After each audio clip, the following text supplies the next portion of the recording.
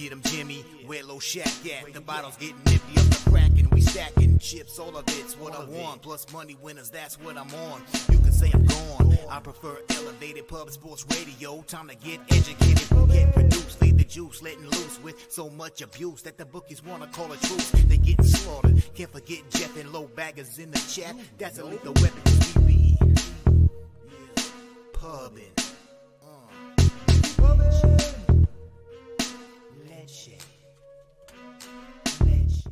What up, cappers, gamblers, punters, hustlers, low baggers? Happy Friday, November 24th to all of you. Thank you for watching Betting with the Bag right here on Pub Sports Radio. We have a huge card today. We got college football popping off in 58 minutes. We have a huge NHL card. That first game is in an hour and 58 minutes. We are going to not have the very early college basketball games cap, but we will have Arkansas Razorbacks, North Carolina Tar Heels, 1 p.m. in an hour, 58 minutes. Battle for Atlantis and Bahamas. We'll have that locked down. We got afternoon action from Daby Cab. We'll have Daby Cab doing both college basketball and college football, and Dave Rogers doing both college basketball and college football. Then we have LJ from HTown rolling with us for NBA and the NFL game, and it'll roll right into Mikey M's live stream. So we're fighting the good fight. Thank you to all who joined us for our 11 hours of glory last night, our Thanksgiving extravaganza, 7-3 in live bets. And we started out 2-3. So we swept our last 5 live bets, and it was great. It was a lot of fun. Same game parlay I cashed out of, and it ended up cashing. So I left about $198 on the table there, but only 2 same game parlays, and I made enough, profit to cover the loss, and it's all good. A 1-for-3 in my pregame bets. I added the over 3.5 field goals in Seattle, San Francisco. There was a missed field goal, and they only hit 3. I probably should have done 2.5 at -130. I did 3.5 at +130. Risk reward. We're having fun. We're making money. But overall, it was a winning day, and that's all you can ask for, man. It was a lot of fun, and thank you to all who joined us. We got to get right to work. We got to get right to work here. We only have Bobano for 57 minutes, and we're going to go through these 6. I think it's 6 games. It might be 5 12 o'clock games in NCAA football. So let me make sure that I'm all set up for him. I'll give you guys a nice big juicy shout out, and then we're going to get right to work. And that's what we do here. We work really hard, and then we succeed because of how hard we've worked. Don Play in the house. Razor Sharp picks ready to go. Razor Sharp picks. Cody Norton, Dav Fenn, Justin McElvey, Tagovailoa. Interception is the stacks play of the day. Oh, wow. That's a wild one. I'm going to copy and paste that. Christopher Clementini ready to go. Series Business. Ron Lofton, Troy Torrance, Katie and Kyrie, Mark Schillingberg, Cam Raphael, The Chosen One, Let's Dance, Ian Shaber, Flea Mathis, A Wine Time, says Jack Del Rio fired about time. Wow. Philly Eagle Flyer. Thank you guys for being here and supporting the show. I hope you all had a great Thanksgiving and continue to have a great Thanksgiving weekend here. Nice. Oh, Michael Johnson. Yeah. We all got off to a tough start with the Lions, but we climbed out of it, made money, and ebbs and flows, roller coaster ride, man. Here's Clint, star of the Die Hard MMA podcast with his PFL action. We'll copy and paste that for sure. Thank you for sharing that with us, Clint, my friend. So, God, this week's been a battle, man. It's been a battle, but we fight the good fight because we love every second of capping sports. So let's bring on your first guest. We only have him for 55 more minutes. So we got to work quickly. There's my guy, Jay Peasy. Jay Peasy said, we stay in the black on Black Friday. Respect. Lucas Ryan says, these last 2 days are my biggest in my betting career. I love it.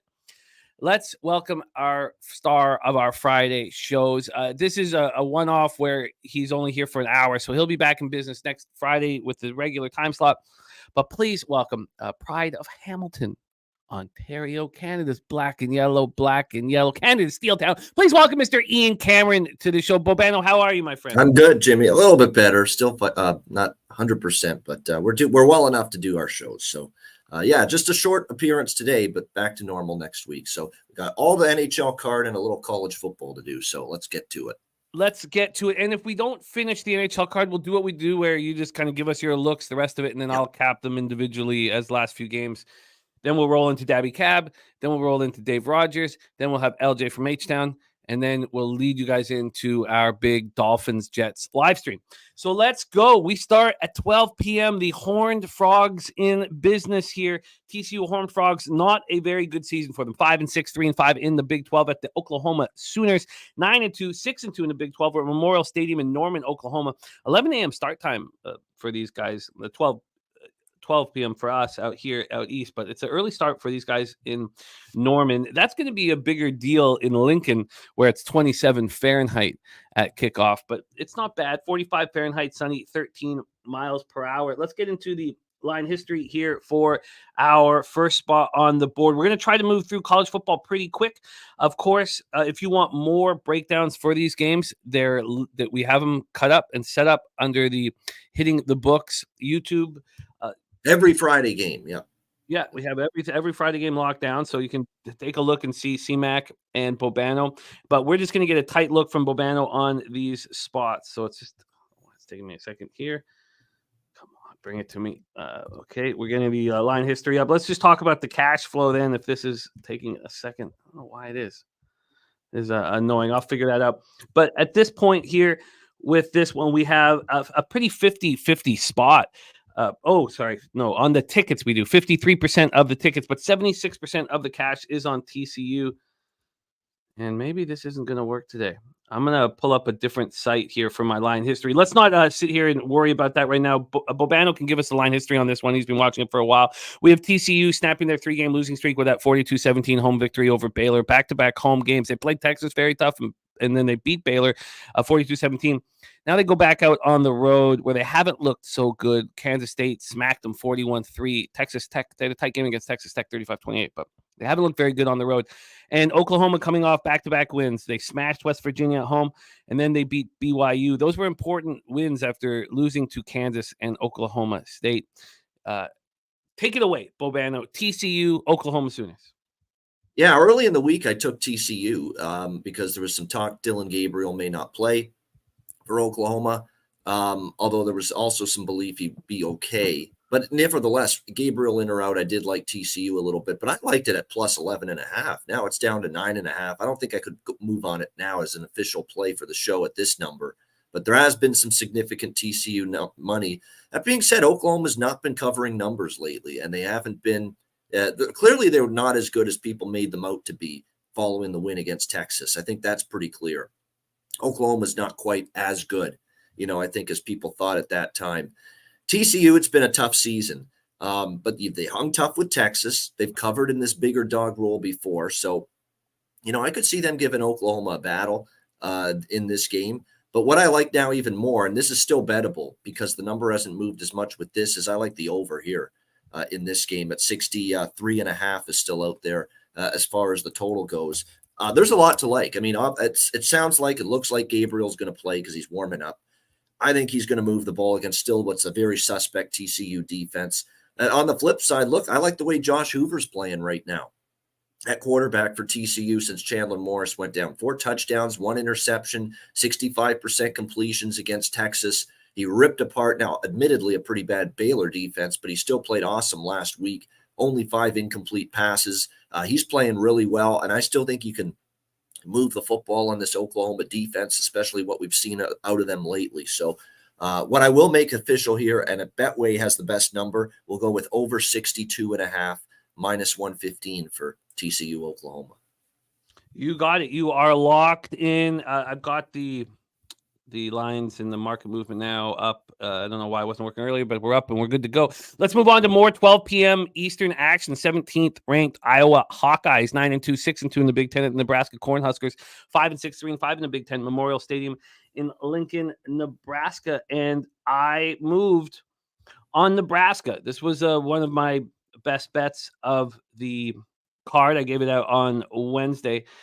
And take a look at what the line history is here right now. I got minus 2.5 at minus 110. There are threes on the board now, but you can still get a 2.5. The -2.5 at Pinnacle is -112. This opened up at -1.5. So we've had a 1-point move towards the Huskers. In the total, we've seen it just drop and drop and drop. I mean, it's wildly exciting for us to see a total open up at 27.5 and actually dropped all the way to 24.5. We know it's freezing cold, 27 Fahrenheit, cloudy, 12 miles per hour. Let's get over to the cash flow for this one.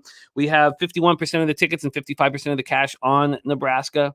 And from a total scenario, 34% of the tickets and 44% of the cash on this under. Iowa comes in off its third straight win, 15-13 at home over Illinois, 2.5-point favorites. And I just see this game meaning so much to Nebraska and not that much to the Hawkeyes. They just want to get out healthy. They'll play the winner of Ohio State, Michigan in the Big Ten Championship. Deacon Hill has taken over as Iowa's starting quarterback. He has looked a little better of late. He looked really bad to get things rolling. And look, bowl eligibility for Nebraska in Matt Rule's first year when they haven't been in a bowl since 2016. This is such an enormous game, and I hope that we get to see more Purdy. It's been fun watching Brock's brother roll here. It's very, very fun. So that I've already broken it down for you guys. Maybe Bobano can let us know if Harburg is back. Harburg is back from his ankle injury. I'm hoping for Purdy out there. Take it away for us here, Bobano, Iowa, Nebraska. Yeah, I believe. No, it's going to be Chuba Purdy that's going to get the start here in this one. They're going to stick with him. And look, I think it's the right move. Harburg was better than Sims, but I think Purdy's probably a little bit better than Harburg from what I have seen. So when I look at this, I see this as a spot where, I think their offense, look, for as good as it can be a little bit better with Purdy. That being said, look, the situationals definitely favor Nebraska, no question. And I thought I'd be on Nebraska, but I thought I'd be on them getting 3.5, maybe even a pick 'em or slight dog. I didn't think now 2.5, 3 is a favorite. And I'm not comfortable with Nebraska right now with where this number is. I know the situationals are in their favor. Bowl eligibility, Iowa's locked into the Big Ten Championship next week. No question about that. But I still have serious concerns about their ability to move the football against this Iowa defense, which is excellent. There's no question about that.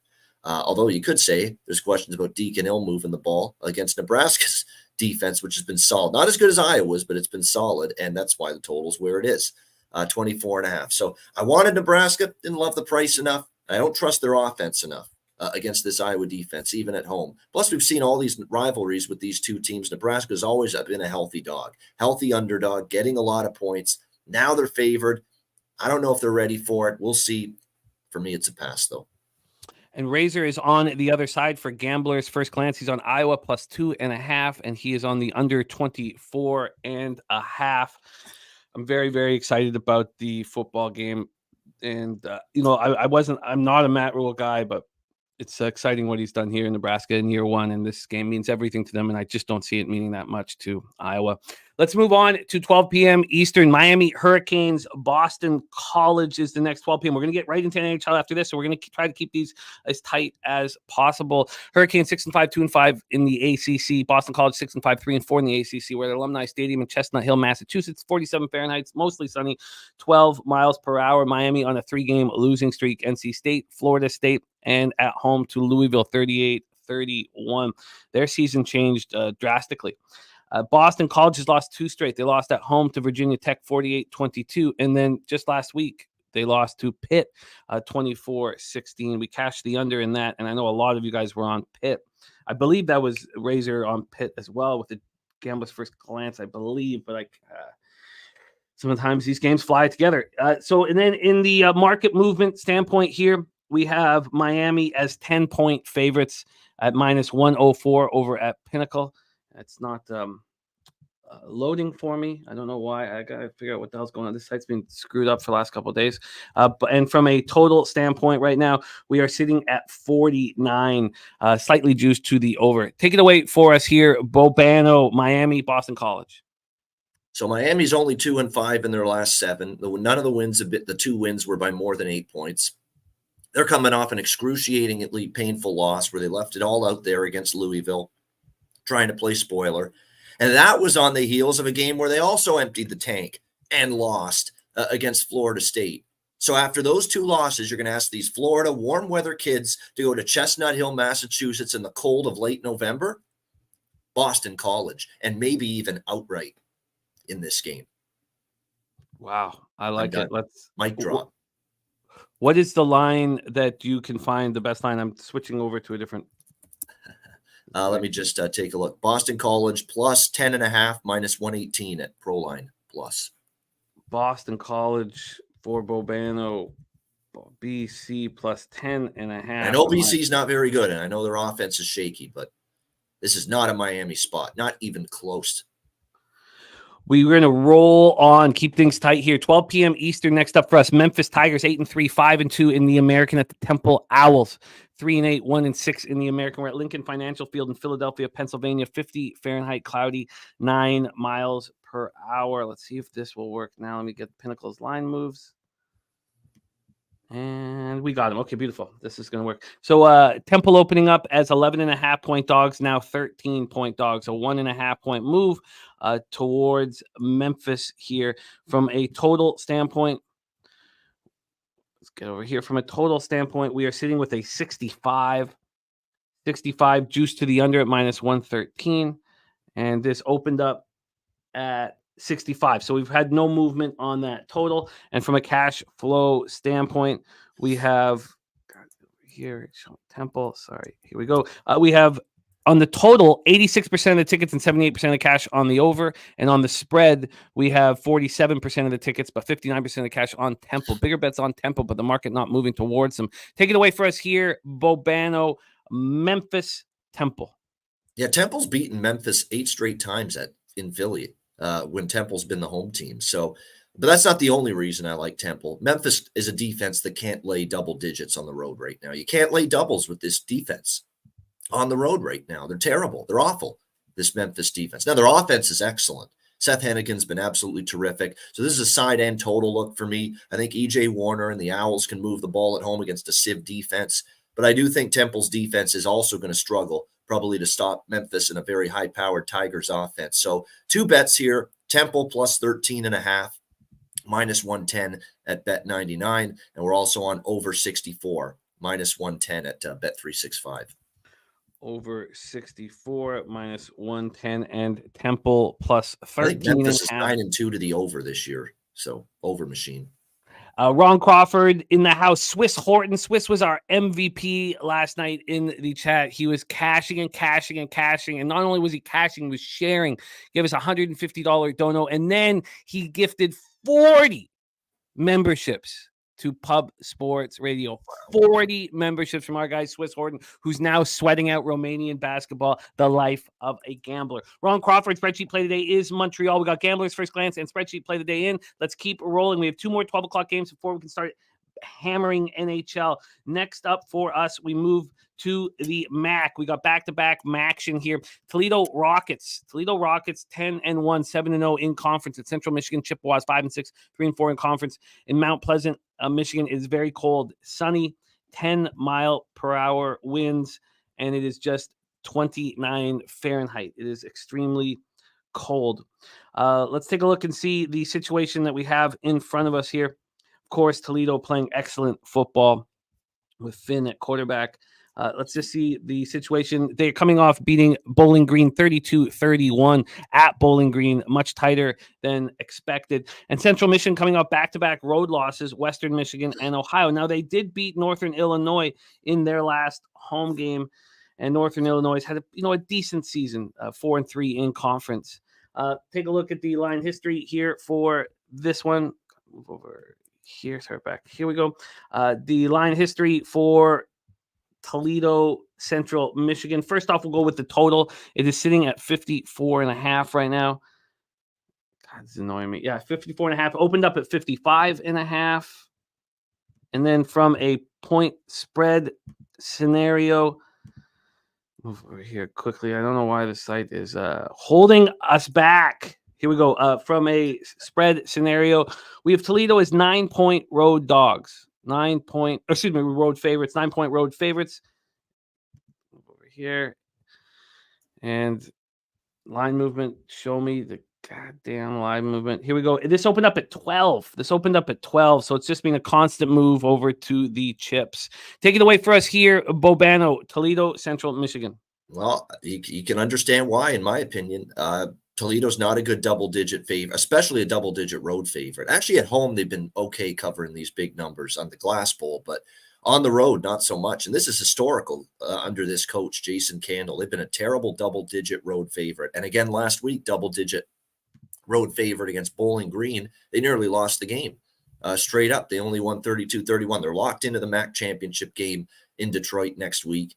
So I like Central as well. You can still get plus 10.5, minus 118 at ProLine Plus with the chips here in this game. I also like the over here. Toledo's been a great offense, so I feel that if Toledo covers, the game's going over the total because their offense is going to score 30 or 40, which they've done, I believe, in 3 straight games. And Taquan Finn in the offense is really good. And look, Central doesn't have a good defense, so I do feel I need to be on the over here as well. I think 1-1 split, worst case scenario, but a good chance to go 2-0 with those bets. But I think Central can move the ball here against a Toledo team that, like I said, on the road here last game, they gave up 31 points to Bowling Green. So 2 bets here, Central plus 10.5, minus 118, and also over 54. That is at minus 110 at Caesars. Over 54 at minus 110. You are locked in, my friend. And great to see the Fallish Hound in the house. We love you, Fallish Hound. Happy Thanksgiving to you. And it is always great to see you. Let's move on to our final spot here on the board. At least this time I've got it all set up because this site's just taking too long for the line history. Let's roll into it right now. Final spot on the 12 p.m. slate. We're going to get back into college football a little bit later, but we wanted to cover the 12 o'clock slate for you guys. Ohio Bobcats 8-3, 5-2 in the MAC. The Akron Zips 2-9, 1-6. We're at Infocision Stadium in Akron, Ohio, and it is cold, 37 Fahrenheit, and the wind is there, 13 mile per hour winds right now. And Ohio, of course, big favorites at Akron. Let's see what we are dealing with. Ohio back-to-back winning games. They beat Buffalo 20-10 in Buffalo, and then at home beat Central Michigan 34-20. They've won 3 of their last 4. Akron had that win 31-27, that wild comeback against Kent State. Since then, they lost. They were shut out by Miami over Ohio, and then almost beat Eastern Michigan, losing 30-27 in double overtime. From a line history standpoint, here from a line, we'll start with the total. This total opened up at 41. It's now at 42. We have a 1-point move to the over. And from a spread situation, Ohio opened up as 14-point favorites. They're now 14.5-point favorites, being a half-point move towards them. And then when we get to the cash flow for this one, you have 72% of the tickets on Ohio, but just 26% of the cash. Big bets are coming in on Akron at home here, and 62% of the tickets and 74% of cash on the over. We've seen it go up a point. Final spot on the 12 p.m. slate. Take it away, Bobano. Ohio, Akron. Yeah, I don't have anything here. We can move on because to me, it's Akron. I don't trust them to move the football. I'm not going to ask Akron to do anything for me. They're a horrendous team, horrendous offense, and Ohio's got a really good defense. But the problem is Ohio hasn't been great in this bigger favorite role, but they really should have their way. So it's one of those games. I can't take Akron. I can't lay this many in a rivalry game. So it's an easy pass. We move on to NHL. Let's review Bobano's I actually want to throw on one more official play from today sure. for college because it's one I really like. It's arguably my favorite, certainly favorite total. Over 54 at Heritage, minus 110 with Missouri and Arkansas. I'm really surprised that total is that low. I think Brady Cook, Schrader, Luther Burden, Theo Weiss, and that dynamic Missouri offense will do a number on Arkansas, whose defense hasn't been good really the last few weeks especially. And then on the flip side, the question is going to be, can Arkansas move the ball? They've been up and down. They've been erratic. That being said, since they changed play callers and changed offensive coordinators, they have gone up tempo a little bit. I like that game over the total quite a bit, Missouri, Arkansas. It's head-to-head with Razor, but that's okay. That was 54.5? Yes. Yeah. You are locked in. Yeah, it's a danger we're both facing here because the gamblers' first glance is Iowa plus 2.5, as well as the under in the Hawkeyes Cornhuskers game, and I am on the Cornhuskers. So a quick shout out to our guy Razor Sharp Picks, giving us his action as always, and we'll always be thankful to hear what he is on.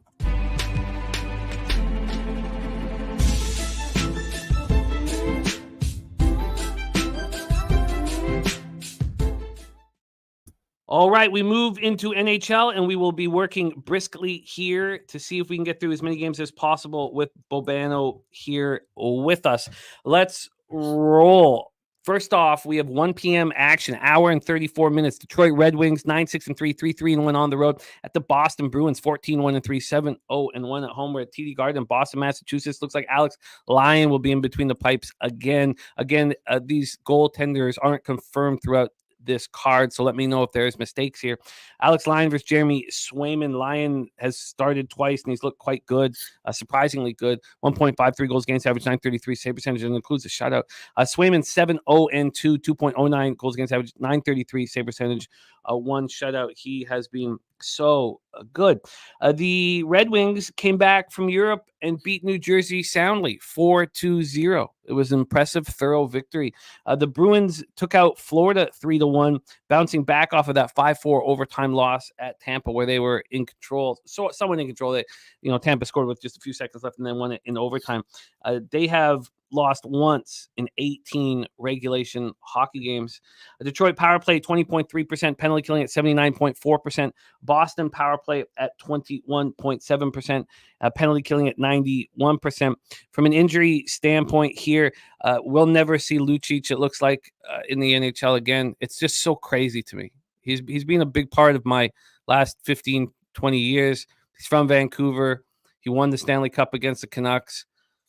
I'm shocked. A Vancouver boy, I guess you don't really know these guys. So Morgan Geeky, upper body injury, and Grizzlies upper body injury as well. They will not be in the lineup. And for the Red Wings here, it's just Matt Luff that's out. He was not be available, but that's not a big loss for them. Take it away, Bobano. Game number 1, Red Wings, Bruins. Yeah, I'm going to stay off this one. I mean, I don't know if I love the Bruins at this price in this spot. Detroit could be feisty. That being said, Detroit has never won in recent years at TD Garden. This has been just a place where they have had zero success. And Boston is coming off, though, 2 big-time games down in Florida. Lightning, Panthers, they have history. They're division rivals. Detroit is too, but they got more, obviously, of a history in terms of playoff history with those 2 teams. So it's not a phenomenal spot for Boston. But I just don't trust Detroit enough. They've really had zero success in Boston. They haven't strung 2 wins in a row together either. They were very impressive against New Jersey, but as I'll mention when we get talk of the Devils didn't show up. It's a horrendous game on their part. So it's a pass for me. And there has been sorry, I didn't get into the market move, which I meant to do. There has been a real legit move towards the Red Wings. The Bruins opened up at minus 206 at Pinnacle. They're now minus 187. Bobano, for me, it's not only that, it's the early start. Do you really want a big favorite when they're out of their routine?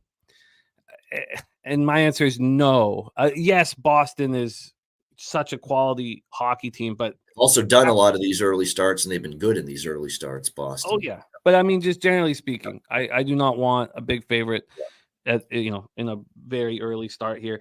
And we've had a 12-cent move to the under as well. So that is game number 1. I am not on it either. I've moved on 3 games today, so we'll see what is added here. We have another early start, but I am interested in this one. Let's set this up here and make sure I got the line history is being such a pain here. We don't have time for it. So let's get this set up here and let's roll. Next up for us, New York Rangers at the Philadelphia Flyers. Rangers 13-3-1, 8-2-1 on the road. Philadelphia Flyers 10-8-1, 5-4-0 at home. Wells Fargo Center, Philadelphia, Pennsylvania. Shesterkin versus Carter Hart for this one. We have this Rangers power play at 30.9% and penalty killing at 85.2%. And, they've been doing this without Adam Fox. Statistically speaking, they have the best special teams in the league right now, if you consider, both spots, power play and penalty killing. Philadelphia's penalty killing has been strong. That was something we expected. And their power play has been very weak, which is also something we expected. What we didn't expect is them to be 10-8-1 right now. I certainly didn't. So we have the Rangers coming off that 1-0 victory at Pittsburgh. Johnny Quick stood on his head. 3-game road trip. This is now their 4th game, but of course they got to come home because they were just in Pittsburgh. Philadelphia here had their winning streak snapped in a 3-2 loss at the Islanders. I was on the Islanders on the -1 line. It was just a push for me. But I like the opportunity to fade the Philadelphia Flyers in this marketplace because the Rangers are -139 favorites. There's been an 11-cent move away from them. At this price point, I think Philadelphia is going to be a great fade as we move forward. And there was a lot of people against me when I took the Islanders over the Philadelphia Flyers, but I do not think they're as good as the market has labeled them. From a total standpoint here, we have a 6 opened up at -114. Now it's -117, a 3-cent move towards that under. Take it away for us here, Bobano. Rangers, Flyers. Yeah, I'll go with a draw bet here. I'll make it official because we've seen a lot of overtime games with these two teams, believe it or not. 3 of the last 5 meetings have gone beyond regulation with the Rangers and the Flyers. And Philly likes to play teams very tight, even in the loss against the Islanders the other night, 1-goal game. And the Rangers, have played overtime games in 4 of their last 10 overall. I could only look at the Rangers in terms of the money line here, but, I just think the way the Rangers are playing, especially the goaltending they're getting, really from both guys, Quick and Shesterkin, they've both been really good this season. The Flyers, are going to be a team that's going to want to be good in their own end first and foremost, knowing that most nights they're not going to be able to outscore teams. And I like some of their players, Bobby Brink and Forster, and they've got some good young guys that have stepped up, but just overall, they're going to want to play lower scoring hockey. So I think it's very, very conducive to a pretty close game at the end of the day. And like I said, 3 of the last 5 meetings have gone past regulation. So plus 360 on the draw at FanDuel. We'll give it a shot. Plus 360 for Bobano, draw at plus 360. Sitting with this now for a little bit, and I know I'll have to make this bet during the show. We have an hour and 27 minutes before puck drop. I think this is a really nice price on the Rangers. I don't care if the market has moved towards the Flyers. When Torts is the coach, the teams are usually ready to go in the early starts. He usually gets a lot of intensity out of them. But I don't care. I truly believe that they're overvalued in the marketplace and they're not as good as what they're being ranked. So I'm going to move during the show on the Rangers on the -1 line and lock that in. Let's roll on. And of course, we should be talking about these injuries as well. We're just trying to fly through all of this, but Adam Fox not going to be coming back and Philip Hedl out of the lineup. Philip Hedl's a great young forward, but he can't win faceoffs, so it's tough to have a centerman with his skill set who can't win faceoffs. So it's too bad he's not there, but he does cause issues at times. And then for the Flyers, we're still just waiting for Ristolainen to come back. That is the situation there. All right, let's move on. Toronto Maple Leafs at the Chicago Blackhawks. Maple Leafs 10-5-2, 5-1-2 on the road. It's amazing that that's their record with all of the grief that they have taken so far this season. But they're winning right now, and that's the reason why their record looks good. 4 straight wins, all coming at home. So now they hit the road. Now, they've been good on the road. So I guess not coming home because I was over in Europe. What the hell am I talking about? Sorry. Coming in Europe, they look great over there. And it was just, what can you say about the snipers on the Leafs? One of them who's not under contract, who could have been under contract at $10 million a year, is now the best player on the hockey team, arguably. And it's going to cost $12.5 million if they want to keep him. It's just huge mistakes by the organization. Samsonov versus Mrazek. The Leafs on this 4-game winning streak, and this is their first spot back from Stockholm. And then the Blackhawks are losing and losing and losing, and they're just going to continue losing. But the market knows how bad they are. So it's not like you're getting any kind of real opportunity to fade them. Unfortunately, this opened up with the Maple Leafs at minus 231. Maybe a puck line at that price. Now they're minus 264. Do you really want a big favorite on a puck line in an early start? My answer is no. From a total standpoint here, we have this opening up at 6.5 at minus 115 to the over. It's now minus 122 to the over, a 7-cent move to the over. And the Chicago power play, 10.5%, penalty killing, 76.8%. You have Taylor Hall done for the season. And then you have this cloud of mystery around what's going on with Corey Perry. And I don't know the story at this point. I don't know if anyone does. Maybe if you got some insight, if you know what's going on, I don't know what's going on. Toronto power play, 29.4%, penalty killing, 75.4%. Take it away for us here, Leafs, Blackhawks. I am going to go, I like over here, 6.5, minus 125 at DraftKings, but I'm also going to add I'm going to add the team total in regulation, which there are books that offer regulation team totals. The full game team total for the Leafs is over 3.5 minus 162. So it's a little too pricey, but I can get the over 3.5 for Toronto in regulation at minus 140. So the price is a little bit better with that. So that's what I'm going to go with here. Over 3.5 minus 140 regulation team total for the Leafs. Soderblom has not been good at all lately. You can't like anything you're seeing with Chicago and these rumors that are floating around. They just got destroyed by Columbus. And I know sometimes you want to back a team off of loss like that, but man, it's just, there's a lot of things going on. It's hard to think Chicago's in the right mindset to play good hockey right now with everything that's going on. Toronto had 2 hard practices since they came back from Sweden. From all indications, they sound like they're ready for this game, and they lost to Chicago earlier this year in Toronto. So I think that's a plus for them. They're going to remember, hey, we lost to this team earlier. Can't lose 2 to this bottom feeder team. So I think you get the right approach from the Leafs today. But obviously, you got to look for some value. Money line is not it. Regulation line is not it. So you have team total in reg for me over 3.5 minus 140, and also full game over 6.5. You got it. If this was being played at 7 p.m., I would think about the puck line. I still don't know. I mean, even though Detroit looks so good coming back from Europe, it's not the easiest thing. But as Bobano talks about those two, do you know what's going on with Corey Perry?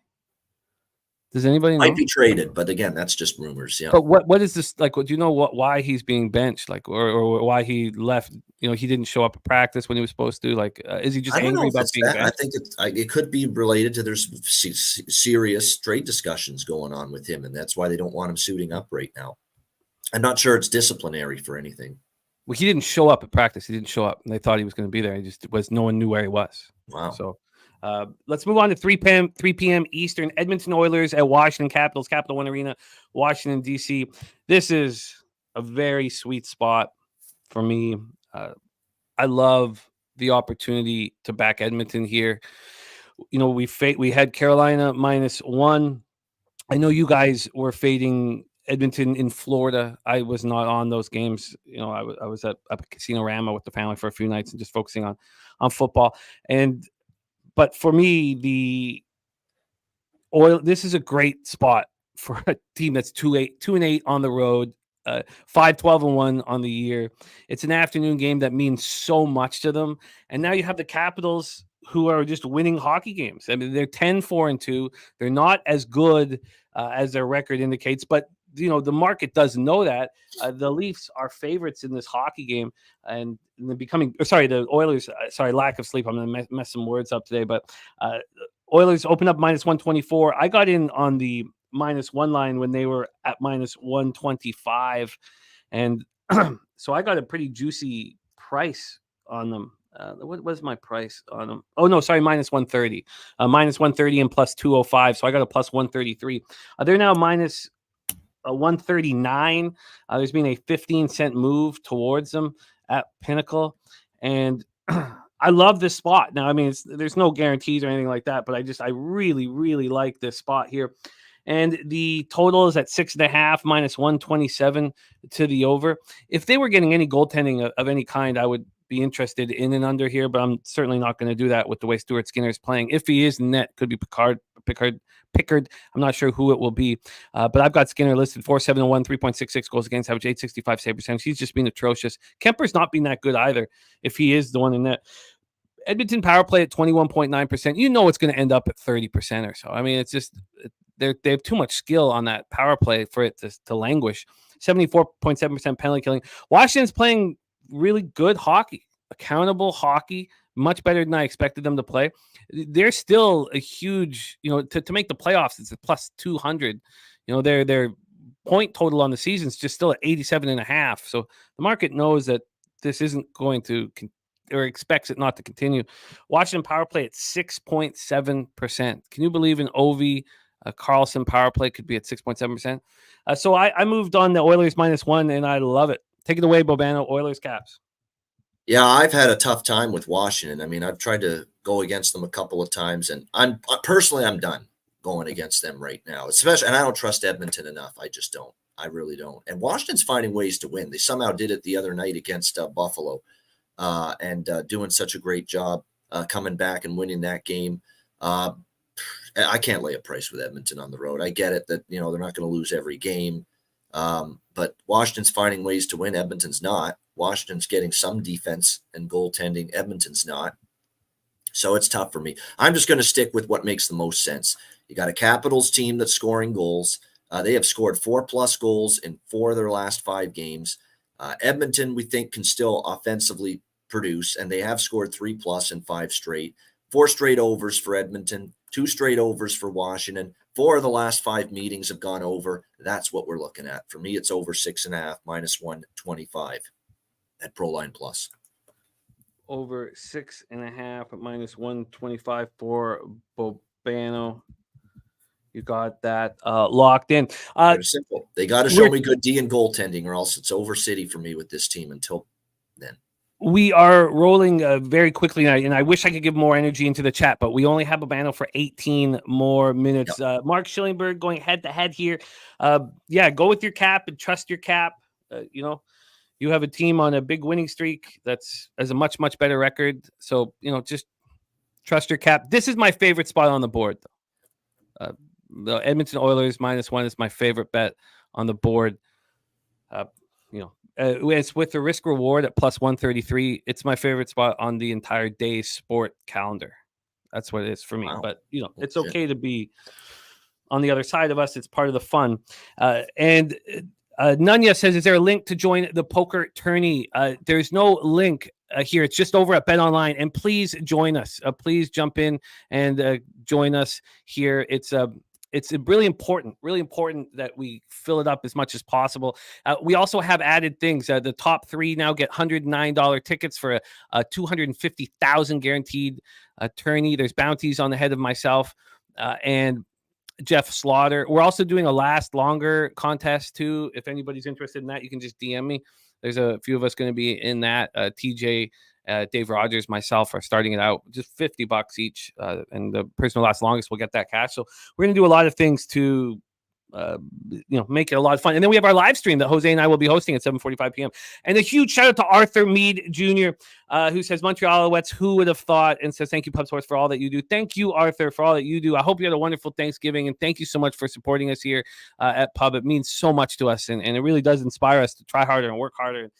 And you're the man, Arthur. You are the man. Slatsy, yeah, I just absolutely love this spot. So and look, when you're back in the Oilers or fading the Caps, I mean, this could blow up my face, but it's my favorite spot on the entire board. And I think that the 3 p.m. start helps enormously here, because you have a team that they're you hear players complain about these early starts all the time, and they're just out of their rhythm, they're out of their routine. But you have an Oilers team that's lost 3 straight here on the road. Their season's in absolute peril, and they're going to be so ready to play at puck drop. I mean, that's one thing you can count on, is they're going to be ready to go at puck drop when, hopefully Washington will do as well. But all right. I would feel better with Edmonton first period puck line if I were to bet Edmonton at a better price. I think this is going to be like a comfortable victory for the Oilers. But I might put a small bet on that, actually. We'll see how it bangs out. Let's move on. The price of that is pretty good. Yeah, we can move on. But yeah, I think the risk reward here is something I quite like. Oh yeah, +175 for first period puck line on Edmonton. That I might sprinkle a couple bucks on. I like it. Giving me more confidence, added confidence. Let's move on to Nashville Predators at St. Louis Blues here. The Predators 8-10-0, 2-6-0 on the road, playing good home hockey. I am on their season point total over, but this is a team that needs Luke Schenn badly. He's a big part of their offseason, and they need McDonough. They need these veteran blue liners to take some pressure off of Yossi and the rest of the group. For the Blues, 10-7-1, 6-2-0 at home. They're doing this with a 7.3% power play, which goes to show you how much Torrey Krug has dropped, and that's why they were trying to get rid of him. Because one time I thought he was a power play specialist, and then they have enough offense that you would think that they would be able to put something together. Saros has not had a great season thus far. I do believe in him as a goaltender, and Binnington is starting to slip. He got off to a good start, but it's starting to slip. A national power play at 20%, penalty killing at 73.3%. Predators have won 3 straight, all at home. Beat Chicago, Colorado, and Calgary 4-2, 4-3, 4-2. And the Blues are on a 2-game road winning streak. They beat Anaheim and Arizona. And they started it out in horrific fashion, losing 5-1 to the Sharks and then 5-1 to the Kings, and then turned it around late. Take a look at the line history here for Blues Predators. This one pops off at 3. We have Nashville opening up -107. They're now -110. So we've had no movement there. And from a total perspective, we've had no movement, sitting at a juiced 6. It's a plus money on the under and -116 on the over 6. Take it away for us here, Bobano, Predators, Blues. Yeah, I lean Blues, but I like the over a little bit more. I can't explain it, but these two teams play each other. It's high scoring. It's really pretty incredible to see. The last 10 meetings, we're looking at 8-2 to the over with the Predators and the Blues, including both meetings last year went over the total between these, or the last 3 of the 4 went over the total last year with these two teams. And both teams actually offensively are not bad form right now. Nashville scored 4 goals in 3 straight games. Blues have been pretty consistent. They've scored 9 in their last 2, both wins. Blues have really played well at home this year. Nashville has struggled on the road. So I lean Blues, but I like goals more. So for me, over 6 here at -110. Bobano on the over 6 at -110. I can understand why the Blues are appealing at this number, but I also feel like the market is set up here for you to find the Blues extremely enticing. You would think that a team that's 6-2 Nashville's a team a little bit more than St. Louis too, but not enough to back. I do too, especially when Schenn comes back, because I am a big backer of Schenn. But Spenny moving on the Blues at home, so I get it. Let's roll on here. Next up for us, we head to Jersey, the Prudential Center in Newark. We already had Bobano kind of hint at this spot with the no-show against the Red Wings, who were just back from Europe. It was a very, very ugly situation. They're missing a first line here. Now, Nosek, not a first line, but a full line with Nosek, a left winger out, Timo Meier, right winger out, and Nico Hischier also out. And Nosek could come back here at some point. Columbus is missing Alexander Teixeira. I thought Teixeira was going to be a quality top 6 forward at one point in his career. I've let that go. Merzlikins versus Vanacek. We backed a team as a -140 favorite on the -1 line that was on a 9-game losing streak. And that's not an easy thing to do, and we did it, and it was a smash spot. We all cashed, and it was great. And that was on Wednesday. I like that they're benching Line A and Goodrow. I like that they're forcing accountability here from a soft group of forwards.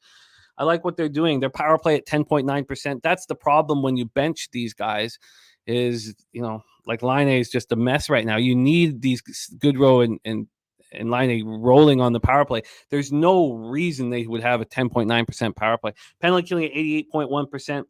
Merzlikins has just not been very good. I still think he's talented. Vanacek has been bad, 886 save percentage.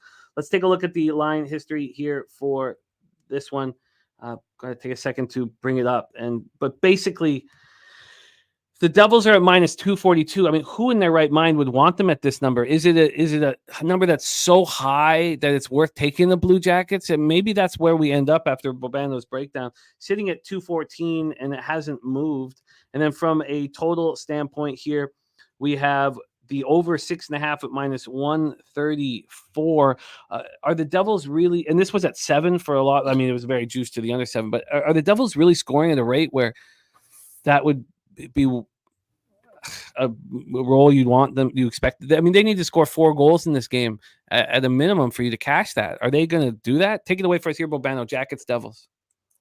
I got to think that after the way they played against Detroit, you're going to see a response from them. Lindy Ruff wasn't pleased. His comments were pretty pointed at his team for that performance the other night, and rightfully so. They just were bad from the beginning, and things didn't really get better from that point on. So I'd expect a good response here from New Jersey. I know Columbus snapped out of their long losing streak in a big way against Chicago, but I don't trust them to back it up, and especially with New Jersey a little ticked off here going into this game. So I look at this year. The goaltenders are supposed to be Vanacek and Merzlikins here in this game. The Devils, I think this is one of those spots where you're going to see good from them. I'm going to do what's a rare and this is at plus 100 at Pinnacle. New Jersey and over 5.5. It's a combo bet. New Jersey and over 5.5. I also have the over 6.5, but I'm smaller on that. I'll just go with the Devils and over 5.5. That means Devils win and the game goes over 5.5 goals plus 100. I really like that. I think it's a good combo bet.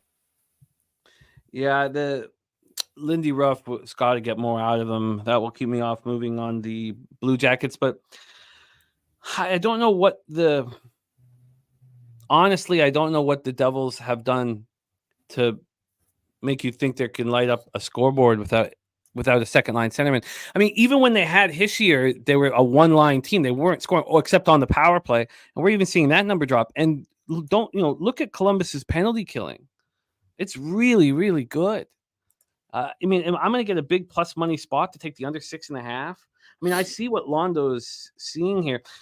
You're also you have to get more accountability from the Devils, and the Blue Jackets know that they can't get in a firefight. All mid-series history, 6 of 7 have had 7 goals with these two teams head to head. That's the concern with that. No doubt about it. But I just think from an X's and O's standpoint, I'm very, very, very interested in the under 6.5, and I think the plus money spot. I'd be curious to I know we're not doing, and I don't care to do this much in NHL, but let's just quickly, and we got to go, and I apologize, but I wanted to see this cash flow on the total. 95% of the tickets and 98% of the cash on the over. God, I'd like to get in the way of that. Okay, let's roll on here. This is a -1 spot for me. I'm on the LA Kings here. It's an early spot, right? 12:30 p.m. But because it's the Battle of Los Angeles, I do really like the Kings here, and I like the Kings to be ready to go. Jose, if you mind flipping the game over, thank you, my man. So let's roll into this one. Kings have won 3 straight. They beat Florida 2-1. I had them on the -1 line, and I was watching it from Casino Rama, and they were in complete control of that hockey game. Now, it was a push, and those of you who had the Kings in regulation took care of business, but it was an impressive game against the Florida team that was on a nice winning streak. Then they smashed St. Louis 5-1. They smashed Arizona 4-1. I've got my futures in on the Kings. I had them to win the West before Game 1 started. 8-0 on the road, and the Ducks are a good hockey team. Now, they've lost 4 straight, and they've looked bad doing it. Zegras has been awful this year, and he's hurt now. I think the fact that they're struggling a little bit, I think he's going to come back with confidence when he comes back and realize how important he is to the team. Here we go. Cam Talbot, John Gibson, both have been very, very good, especially Talbot. Sammy Comer says Ducks are complete dog shit. I'm a huge Mason McTavish fan. I've made money off the Ducks this year. They have lost 4 straight, and I can understand that sentiment. But 21% power play, 82.4% penalty killing for the Ducks. I mean, I think they're going to be a good bet at times this year, and they've made me money. Kings 19.4% power play, 90.2% penalty killing. That's how you win hockey games. So here, from a line history standpoint, oh, it's not up. Damn it. Let me just grab it here. Here we have the Kings at -193 over at Pinnacle. And from a total scenario, we are sitting here with the Kings at a 6.5 at Pinnacle. It's a 6 everywhere else. And take it away, Bobano. I moved on the Kings on the -1 line. Floor is yours. Yeah, I mean, I'm not going against the Kings on the road. I mean, they're 8-0 on the road. They've played great hockey away from home. Anaheim's struggling a little bit. You're right. I made money with Anaheim too earlier, but I said Anaheim will go through a funk, even when I was really high on them a couple weeks ago when they were winning games, and that's what we're seeing right now. No question about that. So Kings or nothing for me, but I'm going to pass. Well, you have to go now in 5 minutes, so we won't have time to break down our game. So why don't we just we'll finish the card with me. So why don't we hear the rest of your looks? Is that how you'd want to do it, Bobano? Yeah, let's just rip through. Okay, let's do it. Habs Sharks. Quickly. Yep. Habs and Sharks. Yeah, Habs Sharks. I'm on Montreal team total over 3.5 plus 114 at Pinnacle. I like it. I don't have to worry about them winning the game, but I do think they score 4. And that was at plus 114? Plus 114. Yep. Good Habs price. team total over 3.5. And we're going to break these games down together, and we'll have Bobano's action here. Penn Sabres. Over 6.5 minus 125. That's it. 6.5 minus 125. Islanders Senators. Not buying the Islanders after beating Philly. Sorry. Ottawa cheap price at home minus 125. There's minus 125. Oh, should be writing Bobano for these things. Yes, I did. Okay. Hurricanes, Lightning. Yeah, I'll make it official. It's a smaller bet for me personally, but I'll make it official. Tampa Bay plus 156 at Pinnacle. Off a loss the other night against Winnipeg. Carolina thumped Edmonton. But you don't get the Lightning at that price very often. And they got shut out by Carolina at home just recently. I think they bring it tonight, the Lightning, and at the very least have a shot in that game. And again, you don't get the Lightning at that price very often. Jets Panthers. Jets Panthers. Oh man, it's been over Palooza with those two teams. And the Jets are playing well. I mean, I'm tempted by the Jets, but for sure, let's go over 6.5 minus 116 there. Over 6.5 at minus 116. Is that fact, Steve G? That is it? Because I mean, we've been trying to find out the information on McKinnon, and they weren't letting it go. There were some people thought he might even play tonight. So is that? I heard he was looking good to play. Yeah, tonight. so did I. So, but it's possible because we weren't getting information. So, Steve G, can you please make sure that's like locked fact here? Yeah. Flame Stars. Let's go with Calgary Dallas over 1.5 in the first period in this game, because Calgary has been it's unreal right now how many of their games there's at least 2 goals in the first period, and then the scoring dies down, kind of like what we saw with their game against Nashville the other night. And Dallas probably comes out strong after losing to Vegas the other night in overtime. So Calgary Dallas over 1.5 minus 128 first period. Minus 128. We'll talk about this spot. I'm on the Stars on the -1 line. 8:30 p.m. Colorado Avalanche, Minnesota Wild. Yeah, regardless of the McKinnon status, I'm on Colorado there, minus 128 at Bet Online, and I'm also on over 6.5 minus 115. Avs minus 128, and the over 6.5 at what? Minus 115. Minus 115. Knuckleheads, Kraken. I almost got there with the Canucks. I don't know. Something tells me they've lost 3 of 4 now. Seattle's starting to play a little bit better. Maybe let's watch to see if Vancouver starts to slip a little bit, regress a little bit, and maybe if Seattle starts to play better than they did earlier in the season. So lean Canucks, but I'm passing there. And a pass from Bobano. I will review all of Bobano's action here, and we're going to go back to the Habs Sharks game and start rolling on this one. Bobano, thank you so much for your time, my man. Bobano will be back for his regular time slot here next Friday. Please follow Bobano on X at Bobano, and of course, Hitting the Books every Monday is our hit show here on Pub Sports Radio, 1 p.m. Eastern, and then he'll be important to note: full college football, college basketball, and NHL with me next Friday. Back to the old routine. Yeah, I love it. I love it. Yeah. Have a great weekend, my man, and thanks for being on the live stream for our Thanksgiving extravaganza. And I will review all of your action here shortly, my man. So be well, Bobano, and thank you. Any last words for the Capper Sporting Show? No, other than that, have a great weekend. Cash your tickets. Thanks, Jimmy. And again, I'll be on Monday hitting the books with Connor Mack. Conference championship previews. We're going to look forward to that on Monday, hitting the books. Make sure you tune in college football. And then I'll be on with Jimmy Monday night, Bears Vikings, Monday Night Football live stream for the first half. I love it. There he is, Bobano. So Bobano gave us the team total over 3.5 for Le Habitant. And Ron Crawford is on Montreal for the spreadsheet play of the day. Both our guys back in the Habs. La plus grande franchise dans la histoire du hockey. Ron Crawford, spreadsheet play today being running very hot. This week has been like just ludicrous hours wise. So I've not got the stats updated, but they will be updated for next week. And Ron Crawford's been excellent with his spreadsheet action. Shout out to Ron Crawford.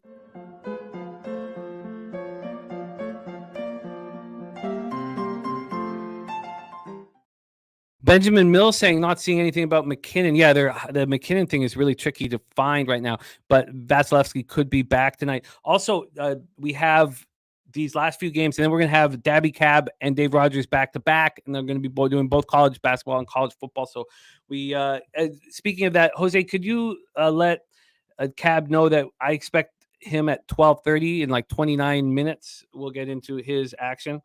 So let's roll. Montreal Canadiens, San Jose Sharks, SAP Center in San Jose, California. Caden Primo will be starting. Hard to trust. Mackenzie Blackwood, 291, 3.97 goals against average, 896 save percentage. He's never became the goalie that a lot of us thought he could become. Montreal power play at 19.2%, penalty killing 73.4%. San Jose power play at 16.4%, penalty killing at 72.5%. The Habs snapped their losing streak with that 4-3 win at Anaheim and have now stuck in California here. That was on Wednesday night. The Sharks just lost 7-1 at Seattle on Wednesday night. It was ugly. They had that 5-1 win against the Blues at home, went out on the road and lost badly here. I don't want either of these hockey teams. I will only back the Habs when they are dogs.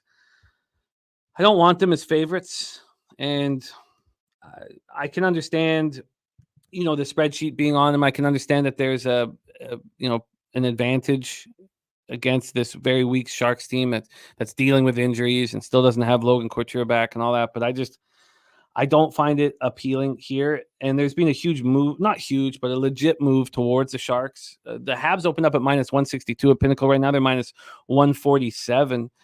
They actually got down to minus 139. They got down to minus 136. I mean, there was just an immediate move towards the Sharks. And, God bless any capper that can move on the Sharks. Again, I need a risk reward situation if I'm going to do anything like that. And I just don't find that here. So there's no action for me, but we have Habs team total over 3.5 from Bobano, and we have the spreadsheet play today from Ron Crawford on these Montreal Canadiens. By the way, Ron, if you're in the chat, what was the line that you got on that? Because you just wrote NHL spreadsheet play today, and for your record keeping, I'd like to know that. Let's move on. We move on to Penguins Sabres here. Head up to Buffalo KeyBank Center in Buffalo, New York. Tristan Jarry versus Luokkanen. I think that's the case. Please let me know if there's somebody different here. Yes, Canadian Capper, it is nice to see you, my friend. Great to see you. And Steve G taking the Sharks at plus 1.5 here. And let's roll here. Ramon Scott in the chat. He was so much fun last night. These Pens have now lost 3 of 4 after that big winning streak. Look, what Crosby's doing as a 36-year-old has never been done by a 36-year-old in the NHL. I think he's on pace for 116 points, or maybe it's 113 now. No one's ever done that before. And he's playing very, very well. I still don't trust this hockey team. I hope that they win a bunch of games in a row so that we can get an opportunity to fade them.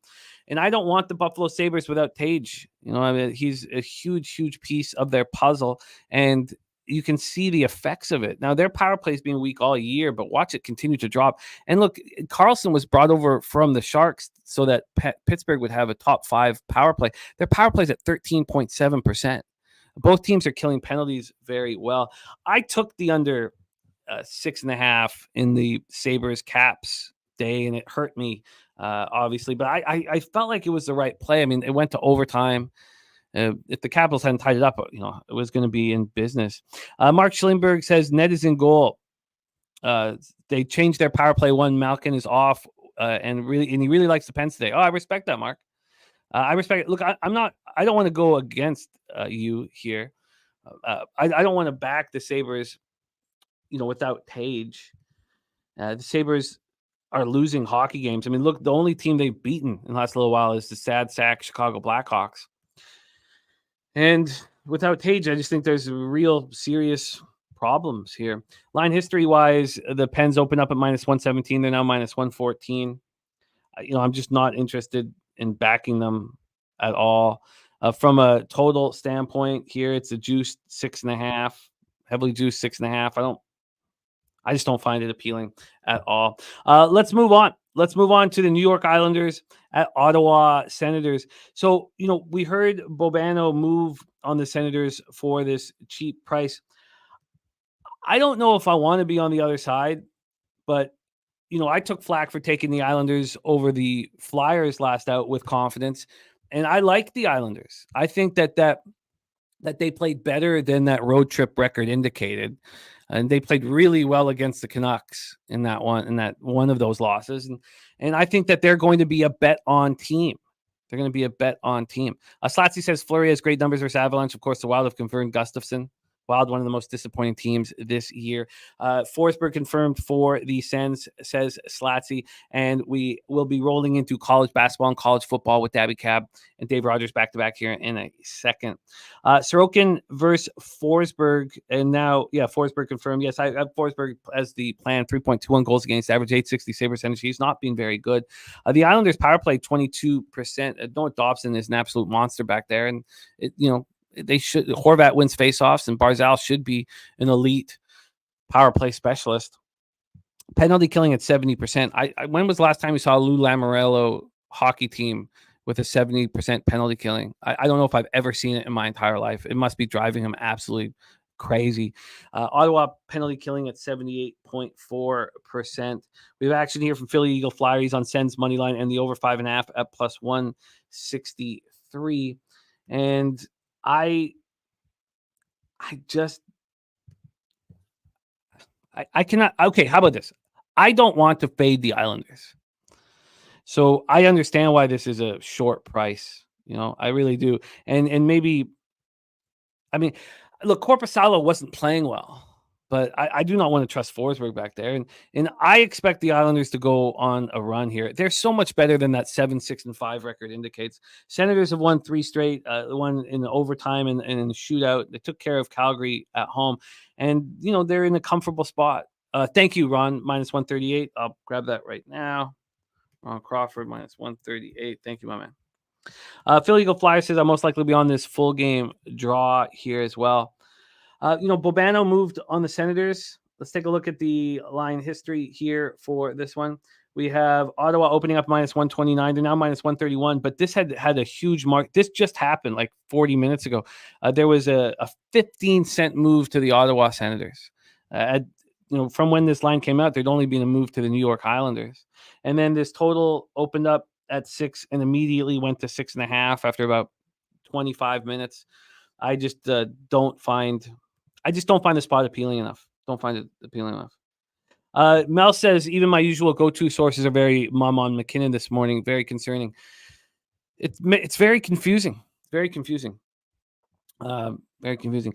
Joseph Thompson says, sorry, I'm late. Just getting in that double time at work today. Let's get that cash. He says, see you tonight in the poker tournament. I love it, Joe T. Very exciting about that.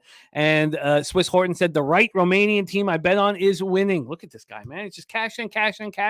Let's move on to 8 p.m. Eastern. Tampa Bay Lightning at Carolina Hurricanes. Let's move over there right now and get this all set up. Bobano gave us the Tampa Bay Lightning, and you guys know I'm a Hurricane backer. I took them with confidence on the -1 line over the Oilers. That was on Wednesday evening, and I mean like real confidence. And now I'm on the Oilers today. I think the Oilers are the best bet on the board, but I took them with confidence. The Lightning had that 3-game winning streak snapped. They beat Chicago to get it started. Then they beat Edmonton 6-4, and we know how Edmonton's been playing lately. Beat Boston 5-4 in overtime, scored that goal with just a few seconds left and won in overtime, and then lost to the Jets 3-2 in overtime. Hurricanes have won 2 straight. I agree with the take from Bobano that the risk reward wise, I have it right here. How do you not bet the Carolina Hurricanes? You know, I mean, we all have a vividness bias on the Tampa Bay Lightning. They opened up at plus 145. They're down to plus 135. You know, I get it. If this was, and Slatsy says Barkov is playing for the Panthers today. There's our guy, D. Jenkins, in the house. Wow, you got Oilers minus 110 overnight. Great job, D. Jenkins. Great job. You know, Jonas Johansson against Peter Kochekov. Tampa Bay power play at 31.3%, penalty killing 84.5%. And Carolina 22.7%, penalty killing at 79%. I'm not going to. And Sammy Comer says Vasilevsky's in the starters crease this morning. Oh, of course. Sorry, we mentioned that earlier. I shouldn't have mentioned Jonas Johansson. I don't want to fade Carolina at home ever. They're 6-1-0 at home. Tampa Bay has won 3 of 9 games in regulation on the road. 3 of 9.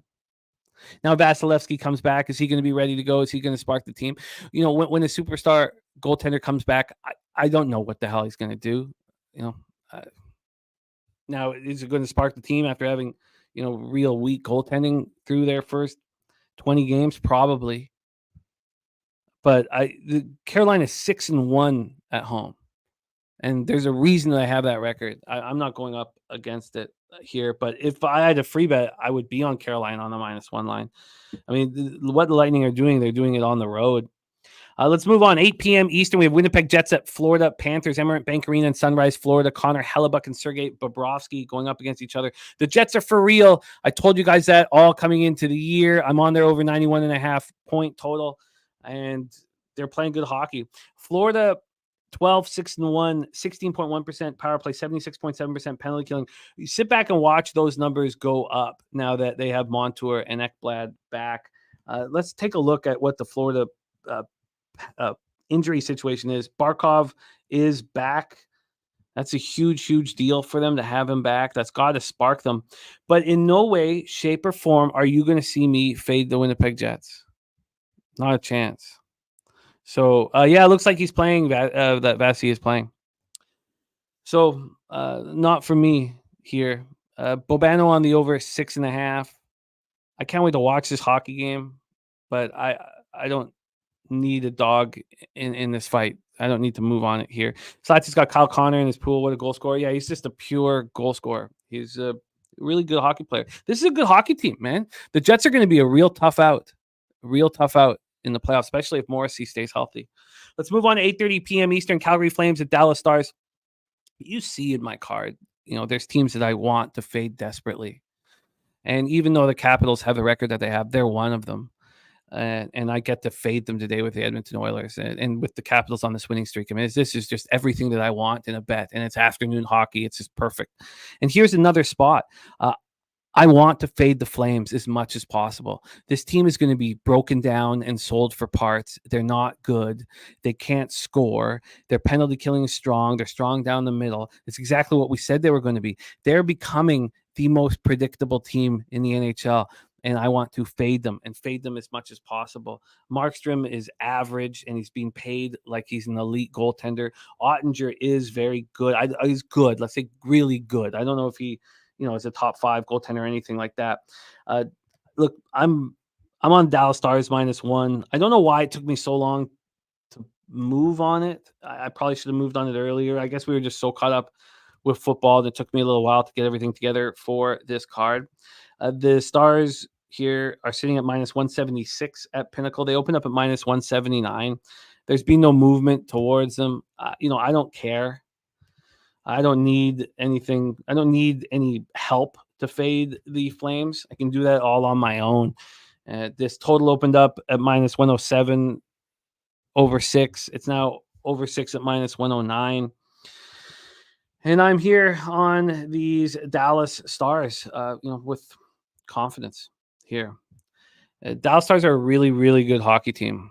And Calgary's going to have to go into Dallas. And, another thing that I kind of like here, Dallas coming off that overtime loss to Vegas. They've lost 2 of their last 3 at home. They're only 5-3-1 at home. So if you question the mental capacity of some of the Dallas Stars to be ready to play at all times, you don't have to here, even though a weak opposition is coming in. They've lost 2 or 3. They're coming off of a loss. I think this is a really, really, really nice spot. AOD in the house. Spenny Penny Bombs just took Dallas money line in regulation. We are almost at college basketball and college football with Daby Cab and Dave Rogers. We have a couple more spots here. Now we have Mel and Bobano to lead us into this spot. We also got Steve G here in the chat. So let's talk Avalanche at Minnesota Wild, XL Energy Center in St. Paul, Minnesota. Alexander Georgiev going up against Marc-Andre Fleury. Oh, but it's not Marc-Andre Fleury. Of course, we thought it was going to be because of his numbers against the Avs, but no, Gustafson has been announced in. Thank you for letting us know that, Slatsy. So Mel's best bet of this NHL card is Wild to score first. She expects the Wild to be ready to rock immediately. And Bobano gave us not only the Avs -128 or the over 6.5. There is a cloud of mystery over Nate McKinnon right now. It's too bad that Samuel Girard is out of the lineup. The Avs are starting to have to deal with real injury issues. You got Logan O'Connor with a lower body injury. He's day to day, but Samuel Girard out. I don't know. Maybe you guys know what's going on with Samuel Girard because it's personal. I haven't figured. I haven't found it. I haven't looked too hard into it, but he's not being available. And then Arturi Lehkonen, we saw the hit that took him out, so he's going to be out for some time with the neck injury. So they're dealing with a few issues here. Now, the spot against the Canucks on Wednesday night, that was my best bet on the board, Colorado -1. And that was all the psychological things that were in play here. With everybody talking about the Canucks and everybody talking about Quinn Hughes and everyone telling Cale Makar he's not the best defenseman in the NHL anymore, and that the Avs, have a new team. They got a new foe, a new powerhouse in the West. I just knew they were going to step up here. Or Wednesday. Here, this is a little different. We don't know what the hell's going on with McKinnon. You have the Wild on this losing streak and went over to Europe and lost in a shootout and overtime over in Stockholm. They're an angry group here.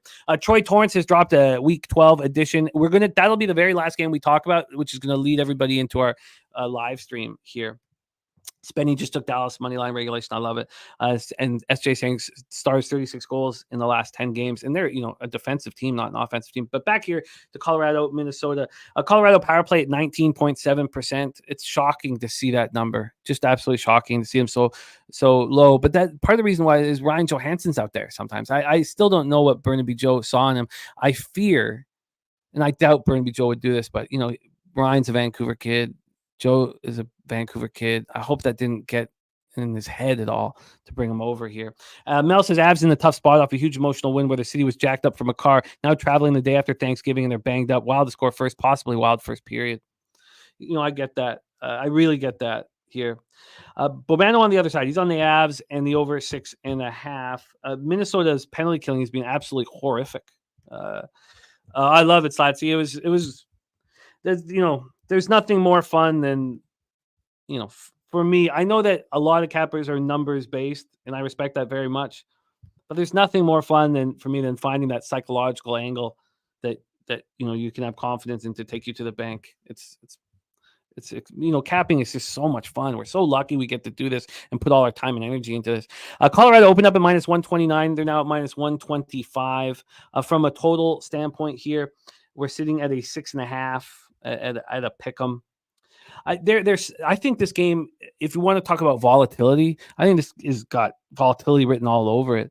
If I'm going to fade the Avs, they're just 6-4 on the road, but there has to be a risk reward involved in fading such a good hockey team with McKinnon or without McKinnon.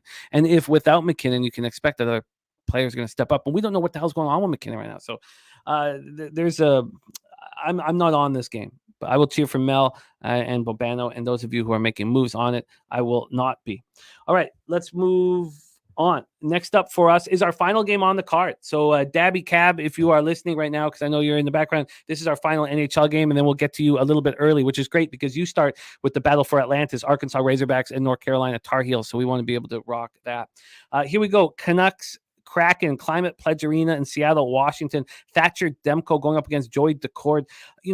Joey is the goaltending for the Kraken has been poor since they came into the league, and no one thought it would be, and it's been really bad. And now a journeyman like Joey Decord is going to get the opportunity to be a starting goaltender here, and and teams rally around journeyman goaltenders like Joey, and they've done that here.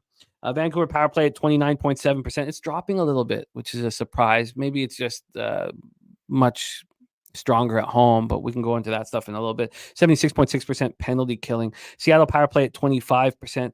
Penalty killing at 73% here. And Mel says, no Jimmy cheer against my team. I love it, Mel. And Mark, I love it, man.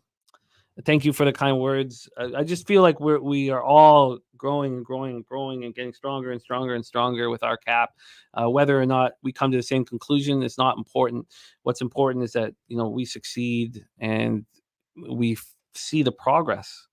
Vancouver opening up at minus 111. That's where they are right now, minus 111.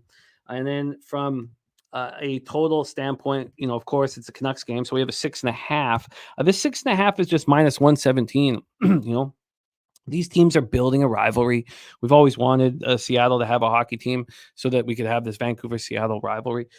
We got to have it a little bit with the Sonics and the Grizzlies there for a very short period of time, but what Stu Jackson did? Stu Jackson ruined basketball in the great city of Vancouver. And if I ever have the pleasure of meeting Stu Jackson, I'm going to Nancy Kerrigan him. I'm going to Nancy Kerrigan him in the kneecap and maybe say some horrifying things to him about what he did to Vancouver. He was offered Bibby for Nash straight up, and he said no to that. He said no to that. Now, it was probably good for Steve Nash. He probably doesn't end up an MVP if he plays for the Grizzlies. But if Steve Nash if Stu Jackson made that trade, Nash for Bibby, there'd still be a basketball team in Vancouver. But no, Stu Jackson, the ass clown, had something else to say about that.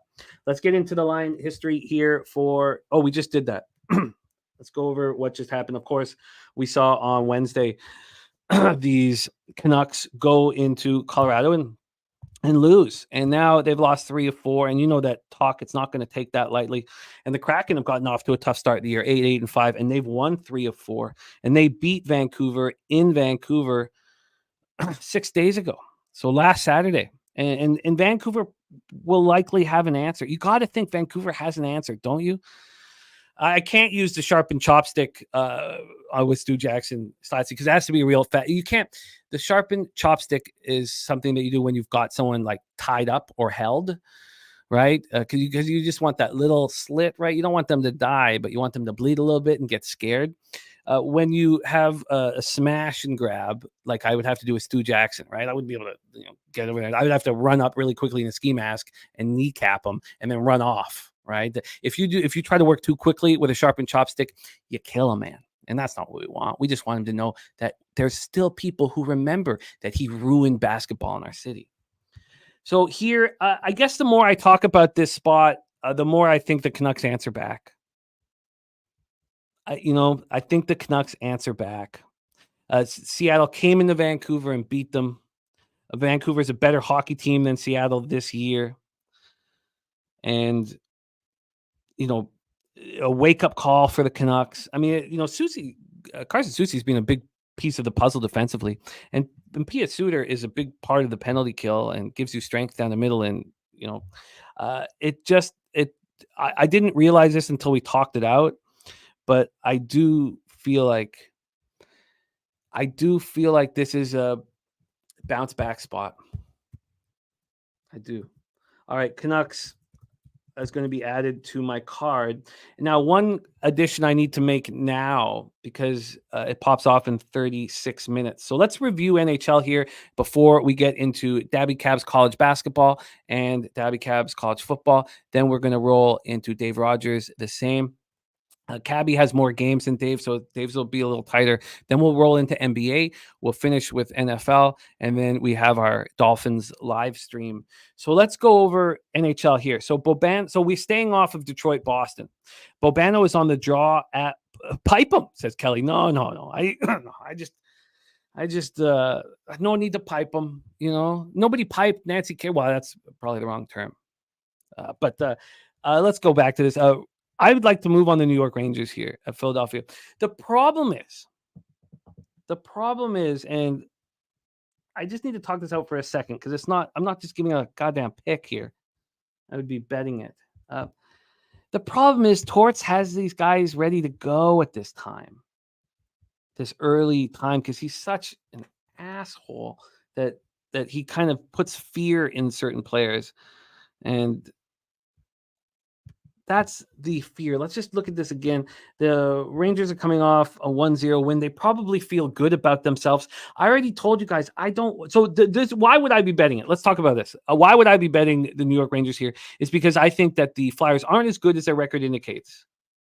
And that's a fair statement. And because they're playing so well, I can get the Rangers on a -1 line because the Flyers are playing so well. And they're just simply not as good as the Rangers.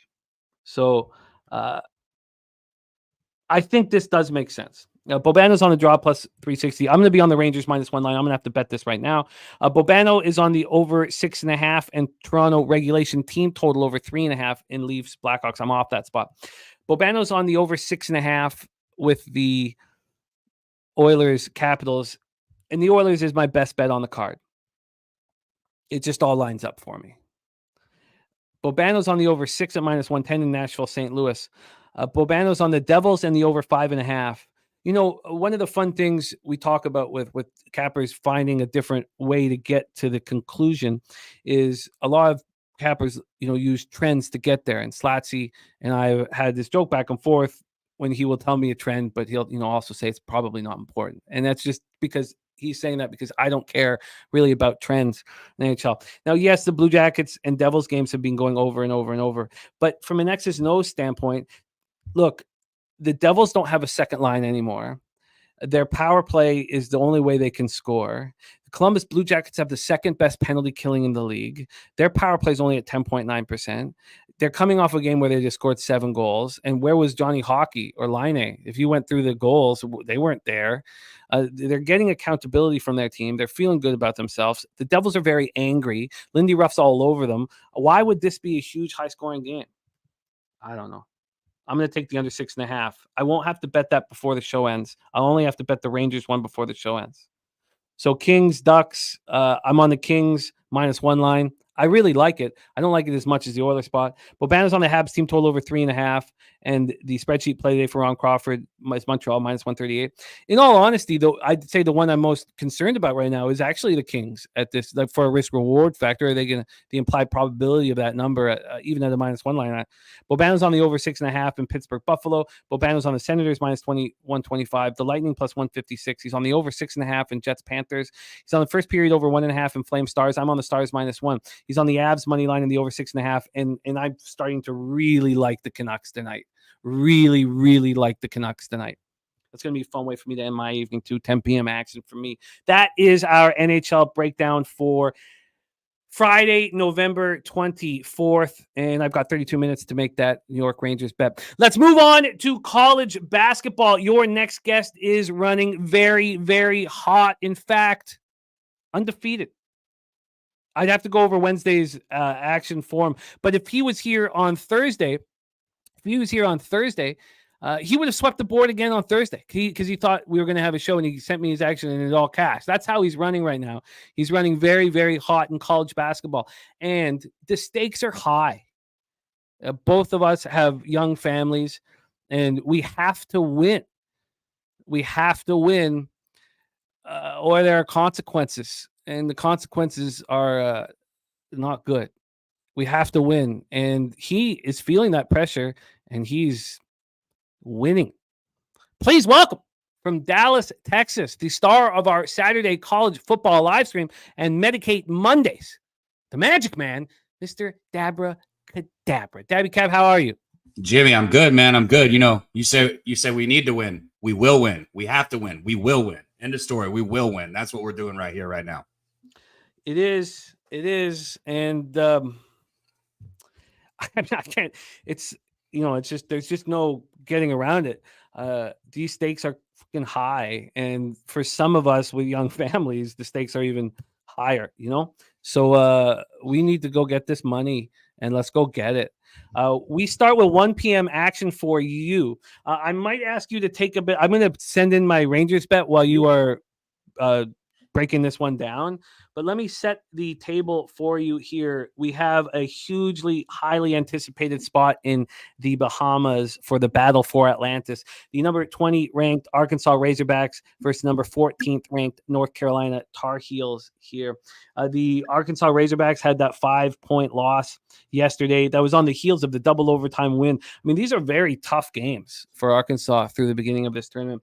North Carolina had the big comeback on Northern Iowa. It looked so bad. You guys live bet it here on the show and cashed it easily. And then they lose to Villanova in overtime last night.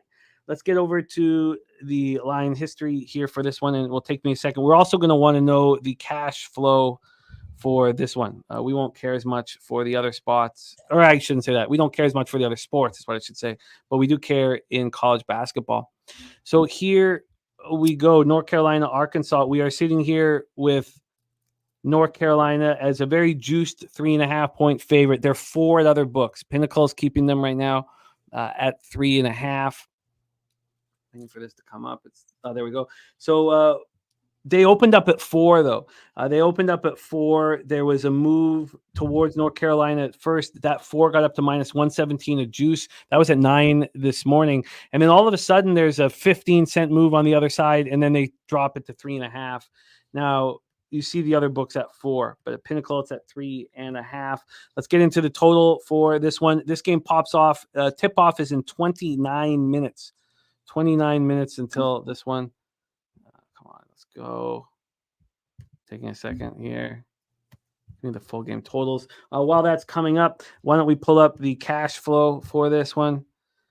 And here we go. For the cash flow, you have 71% of the tickets and 81% of the cash on North Carolina. And we had that 0.5-point move towards Arkansas.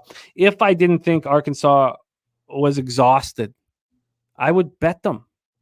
From a total side of things here, 49% of the tickets, 48% of cash is on the under.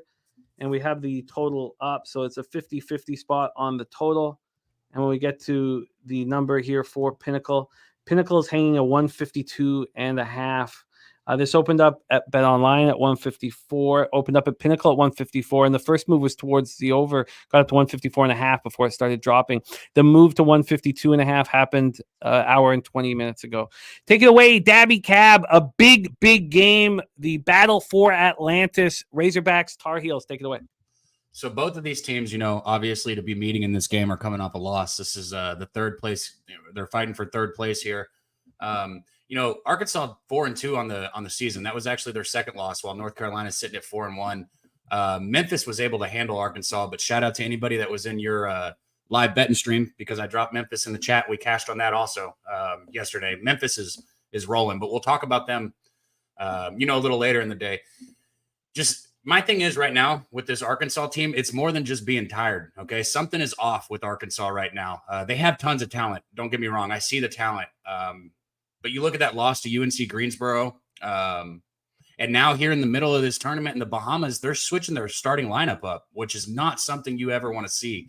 And it was no small move by the coaching staff. 2 of their best players, Khalif Battle and Ellis, were moved to the bench, which is just confusing. So something's going on there. Whereas you look at the other side, I think UNC stays steady here. They lost to a good Villanova team in overtime. It was a good game. They were winning the majority of the game. They're going to rely on Armando Bacot. He's still here. Anybody who was betting college basketball the last 2 years, you know who he is. Bacot didn't outplay his competition yesterday in the game. And I think Bacot's going to be more physical here against Arkansas in this game. I think he's going to dominate on the inside, which, again, I always come back to the paint. One of the most important things in college basketball for me is covering the paint. And you look at more about size with this UNC team. You've got Ingram. He's a wing that's got good size. And one thing the Razorbacks look to do is they look to get hot on the outside. And I think this UNC defense will slow them down here. I don't think North Carolina is losing 2 in a row here. I think they take this game against Arkansas. I think the more likely scenario is Arkansas comes out of this tournament 4-3, realizing they have problems that they need to fix. I'm taking North Carolina here. I got them at 3.5. North Carolina at 3.5. That is available still right now. I have bet the Rangers on the -1 line, -145 and +170. I sent it in. I didn't even look at Pinnacle. I just sent it in. Let's lock you in here for North Carolina. I will tweet out, just for the record keeping purposes for people, I will tweet it out at some point. North Carolina -3.5. You timed it right to get that minus. Did you get that at -110 juice?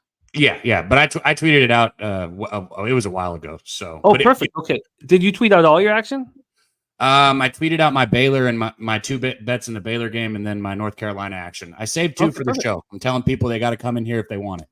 Perfect. Okay, Cab is in. He's on North Carolina -3.5. Let me get this set up here so I don't need to keep going back and forth. All right, let's roll on. So that game pops off in 25 minutes. What kept you off the first half? Because I know that's something that you like to focus on. First half for me, a lot of times with college basketball, because a lot of people notice that I get involved in big games. I don't shy away from the big games. When I can get the better team under a bucket, that's when I'm going first half. So if I can get a money line, if I can get a -0.5 all the way up to -1.5, that's when you're usually going to see me on the first half. In a situation like this, I think Arkansas is a broken team, and I think that they're going to have problems that they need to fix when they get back home. So I'm just going to take North Carolina full game.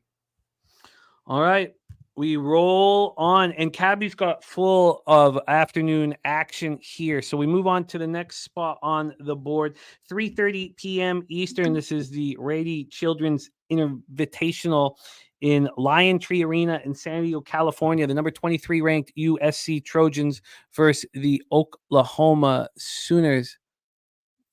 Okay, cool. Sorry. So at the end of the show, you guys, Jose's going to show everybody how to sign up. If anybody's having questions, how to sign up for the poker tournament, we'll do a screen share and show you guys that. Let's roll here. USC Oklahoma is a big one here on the board in San Diego, neutral site spot. Last night, USC beat Seton Hall 71-63. Second straight win. They did have that surprising loss to UC Irvine by 10 points earlier in the year. Oklahoma has been winning. We saw them beat Iowa last night 79-67. From a spread scenario here, we have the Trojans have gone from dog to favorite, and they've gone from dog to favorite. This line didn't come out till 7:57 this morning. So they opened up at +1. The Trojans are now -2.5 point favorites over at Pinnacle, 2 everywhere else. But a dog to favorite is a big, big move. And this total has not moved. Opened up at 141, -110 at 7:57 in the morning, and has not moved. Let's go over to the cash flow then for this spot. We have, here we go. Again, big game, Oklahoma, USC. On the total, 75% of the tickets and 82% of cash is on the over, and it's not moving. For the spread, you only have 27% of the tickets and 38% of the cash on USC. The public is betting Oklahoma. I guess the UC Irvine loss in their head, and yet the market is going to USC. So 73% of the tickets are in Oklahoma, and the books are opening up their arms to anybody else who wants to bet Oklahoma. Take it away for us here at Daby Cab, USC, Oklahoma. You're muted, my man. I said, don't make me double down on USC because I will. I cashed on USC yesterday. I'm on USC first half here today. You talk about that loss to UC Irvine, and it was at home, which is so shocking. But that's the type of thing. I touched on it Wednesday when we were here with one of the teams we were talking about. Sometimes you need that loss in basketball to slap you in the face to get your team, jump started. They looked sloppy in their win over Brown, and then they have the loss to UC Irvine. So I get it. But this trip to San Diego has revitalized this team. Really, it has. I mean, you look at the Trojans. They shot the ball well. They controlled the tempo against Seton Hall. They controlled the glass. Now, I know Oklahoma's playing well. They're playing quality basketball. I get it. They're 5-0 on the season. They beat the Hawkeyes. Jalen Moore led the way on Thursday with 18 points. He was 6 of 7 shooting. But you look into the Sooners' numbers here, they shot 48% from the floor, but only 20% from three. They also lost the rebounding battle, 44-35. They gave up 18 offensive rebounds, which is something you never want to see. Just terrible, terrible game by Iowa to not win that basketball game and to lose the way they did with the numbers the way they are. I think USC is going to control the boards. I think they're going to shoot better from the perimeter here. I think they're the better basketball team. It's that simple. I took USC on the money line in the first half. If that's not available now, whatever it is for show purposes, I'll still take. But did you tweet it out? This one I did not, so we're going to have to line shop. Well, still, it bodes well for your cash flow. Yeah, I'm going to be honest. Right now, my bank account is numero uno, so I'm still sitting. Yeah. I feel you. And your record's superlative thus far to start the year. I wish we could show it just to brag about it, but we'll do that next week. And for you guys knowing, we'll have Cab Wednesday and Thursday, and we're only breaking down games he's betting. So he's just going to come in and fire 3 or 4 shots and both Wednesday and Thursday. So here, first half money line for you is not that expensive, minus 124. I guess I'll still take that. I got it minus 111, so it's not, Well, I'm going to move on USC full game. I like that. I might add that also. I have 5 bets right now that we're going to go over actually, but I might add that one to it also. Well, I like your look, and I like the market correlates with all of that. I'm going to move on that 3:30 action for me. That's going to make my day more fun. Let's go back to the battle for Atlantis. You already touched on Memphis Tigers 5-0 versus Villanova 5-1. We're in Nassau. And we also touched on, what Nova had just done. It's been a pretty wild start to their season here. Why do I not have it here? Sorry, let me get this right now. There's our guy, Swiss Horton, gifting 5 Pub Sports Radio memberships. Swissy is running hot, so hot right now, and he's sharing all of his winning with us, and it's amazing. He gave out not only $150 dono yesterday, but he gave out 40 Pub Sports Radio memberships. Dude, what? Yeah, Swiss did that. Shout out, $150 dono and 40 Pub Sports Radio memberships. Man, he's just the man, dude. He's just a huge part of the vibe here, and we love him. So shout out to Swiss Horton, man, our guy. Here in this spot, let's go over. Why am I not? What the hell's going on here? I don't know. I had this all queued up. Oh, here we go. So this is another 3:30 p.m. spot from Memphis Nova, and get this up. Here we go. Memphis coming in off that beating of Arkansas last night, and they beat Michigan the night before. Tight games, tightly contested games. They beat Michigan 71-67, then beat Arkansas 84-79. Villanova, we talked about that loss at Pennsylvania. That's the team you were thinking of. You talked about how you liked it that they got that loss, that it was going to sharpen them up. And that similar thing happened with USC. They then beat Maryland by 17. They beat Texas Tech by 16, and then they just beat North Carolina in overtime. Let's go over the line history here for this one. I've just got to get off of money line. It will just take me 1 second here and talk about the line history. You know what? Actually, this is taking too long, me firing these things up for whatever reason today.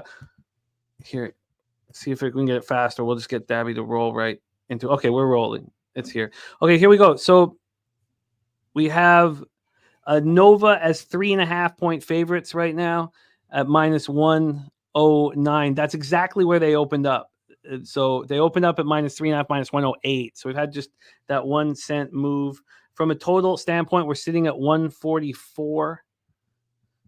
And this opened up at 146. So we've dropped 2 points. And then cash flow wise, you have 36% of the tickets and 54% of the cash on Villanova. 36 and 54. From a total standpoint, 70% of tickets and 81% cash on the under. Take it away for us here, Daby. Memphis Nova. Yeah, Memphis is just straight flown under the radar. I don't think after this tournament that's going to continue. I think after this game, I think they could win this game. I did take Memphis in the first half here. I didn't go full game.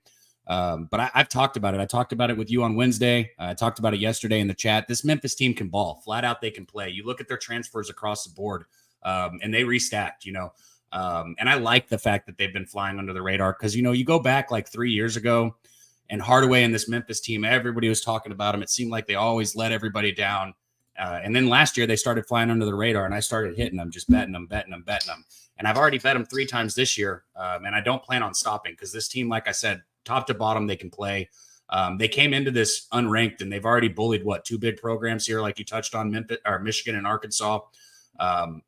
David Jones, the transfer, he's been outstanding. He's their best player. I'm not saying he's going to have 36 points again, but he's an elite player. He's a good defender.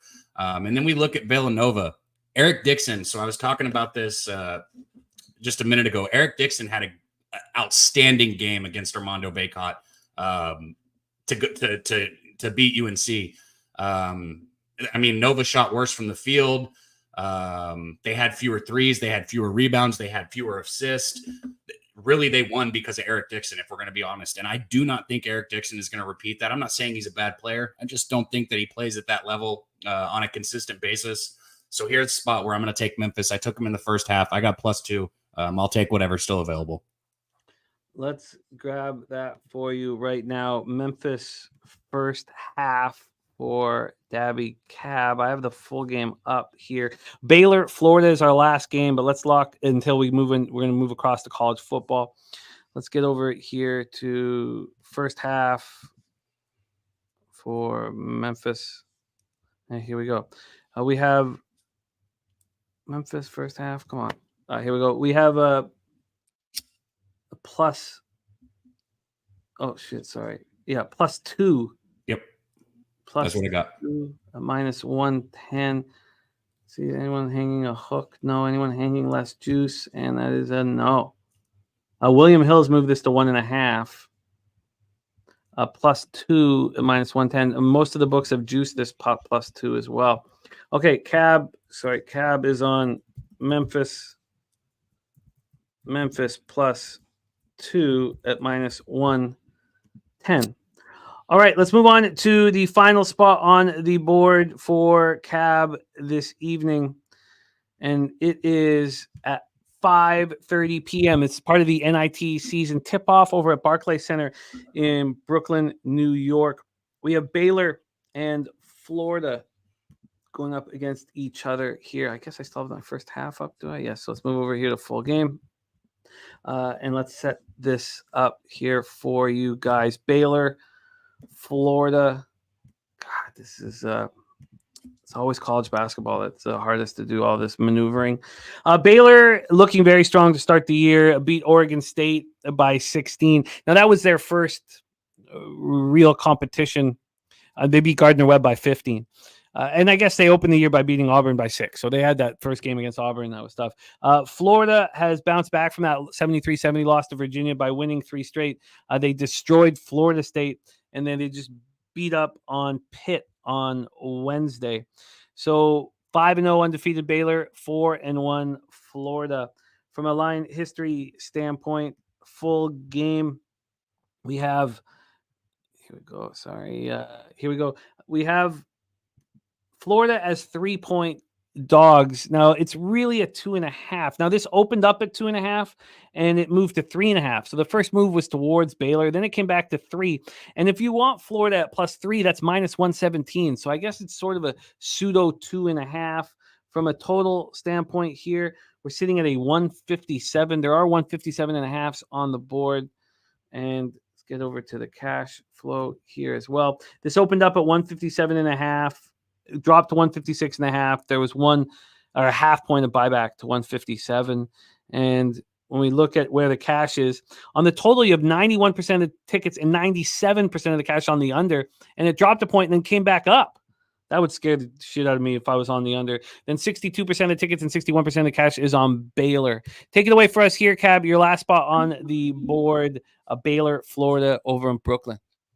Yeah, this is one where I'd expect the money to be heavy on Baylor. Baylor, like you said, off to the 5-0 start, haven't really been tested much, but this team is, very talented, led by Jacoby Walter. He's averaging 19.2 points per game. He's going to be a lotto pick in the NBA for sure. Jaden Nunn, he's putting up 13.2 points per game right now. Just a strong Baylor club. They're averaging 89.6 points per game on 51% shooting, which is 24th, 37 from 3. And then we look across the board, Florida, credit to them. They're trying to bring their basketball program back. I get it. You got Walter Clayton Jr., 28 points last game. Samuel, 20 points, 10 rebounds. Came up big for him, and they won the game. They held the Panthers to just 35% from the field and 29% from beyond the arc. And you look overall, Florida's been able to put up 85.4 points per game on 48.7% shooting. All good. Florida's doing great. They've played good this year. They're trying to bring basketball back, but this is a Baylor team that I see going far this season. And when we talk about, coaching matchups, college basketball is one thing where I love coaching matchups. And Scott Drew for Baylor, he's gonna win that. Who's the better coach argument? 9 times out of 10 in college basketball. And this, I'm not talking shit about Todd Golden over on Florida here. I'm just saying that Drew is one of the better coaches in the country. He has the better guards in this game with Baylor. And then you've got Messi, a 7-footer on the inside who I think just has immense talent. Okay. So, we're talking Baylor's the better shooting team. I think they're better a little bit on defense. Their adjusted defense efficiency suggests that they are.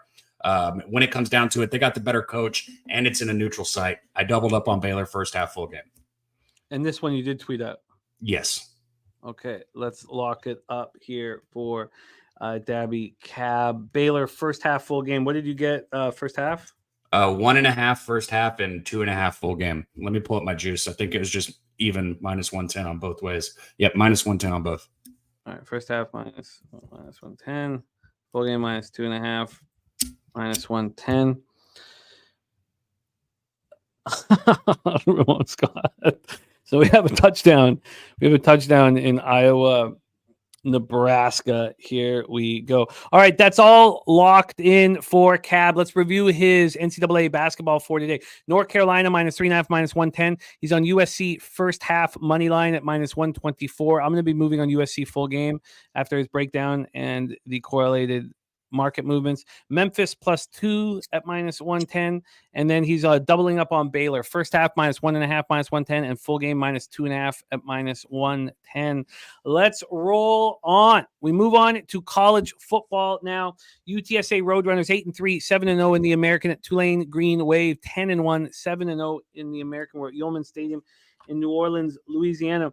This almost was a best bet for me, and I'm excited that you have this game here so that we can go over it. And I let this go, but I don't mind moving on. UTSA has been rolling.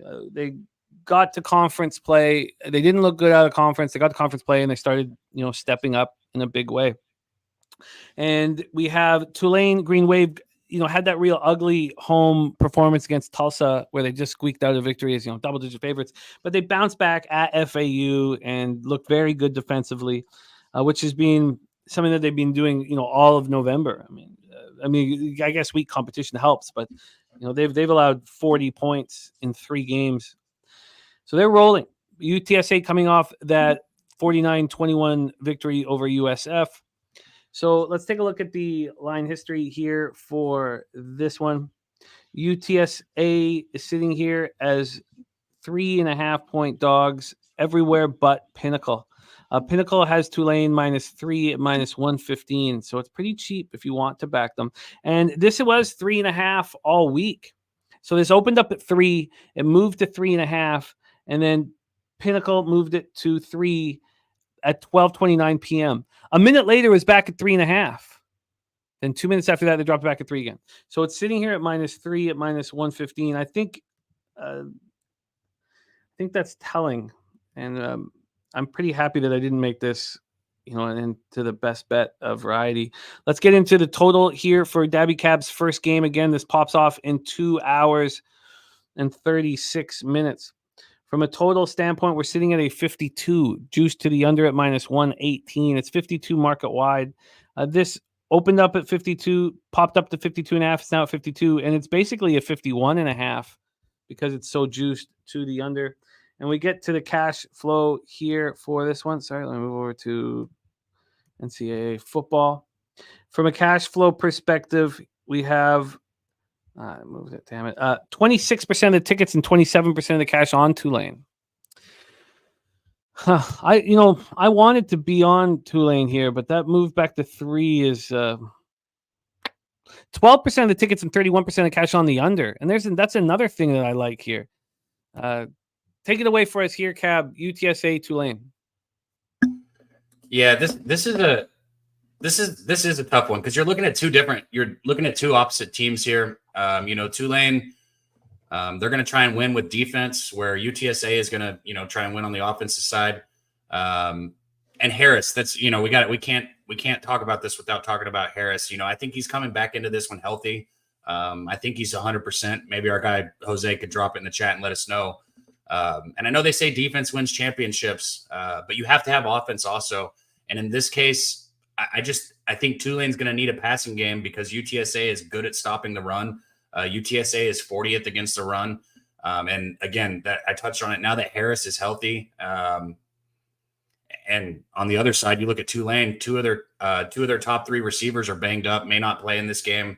I think Tulane's going to be a little one-dimensional right here.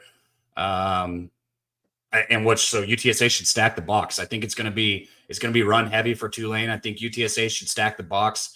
And then Harris finally healthy for the Roadrunners. I think he's going to be the difference in this one. So if I can get 3 and a hook, I'm going to take UTSA plus 3.5. I also like the under. I lean pretty heavily towards that. Yeah, I think this. I'm going to bet the under. I'm going to bet the under because it still kind of correlates with the way I saw the game or how the game would bang out. Let's get you that plus 3.5 right now. That's a plus 3.5 at minus 110 available at MyBookie.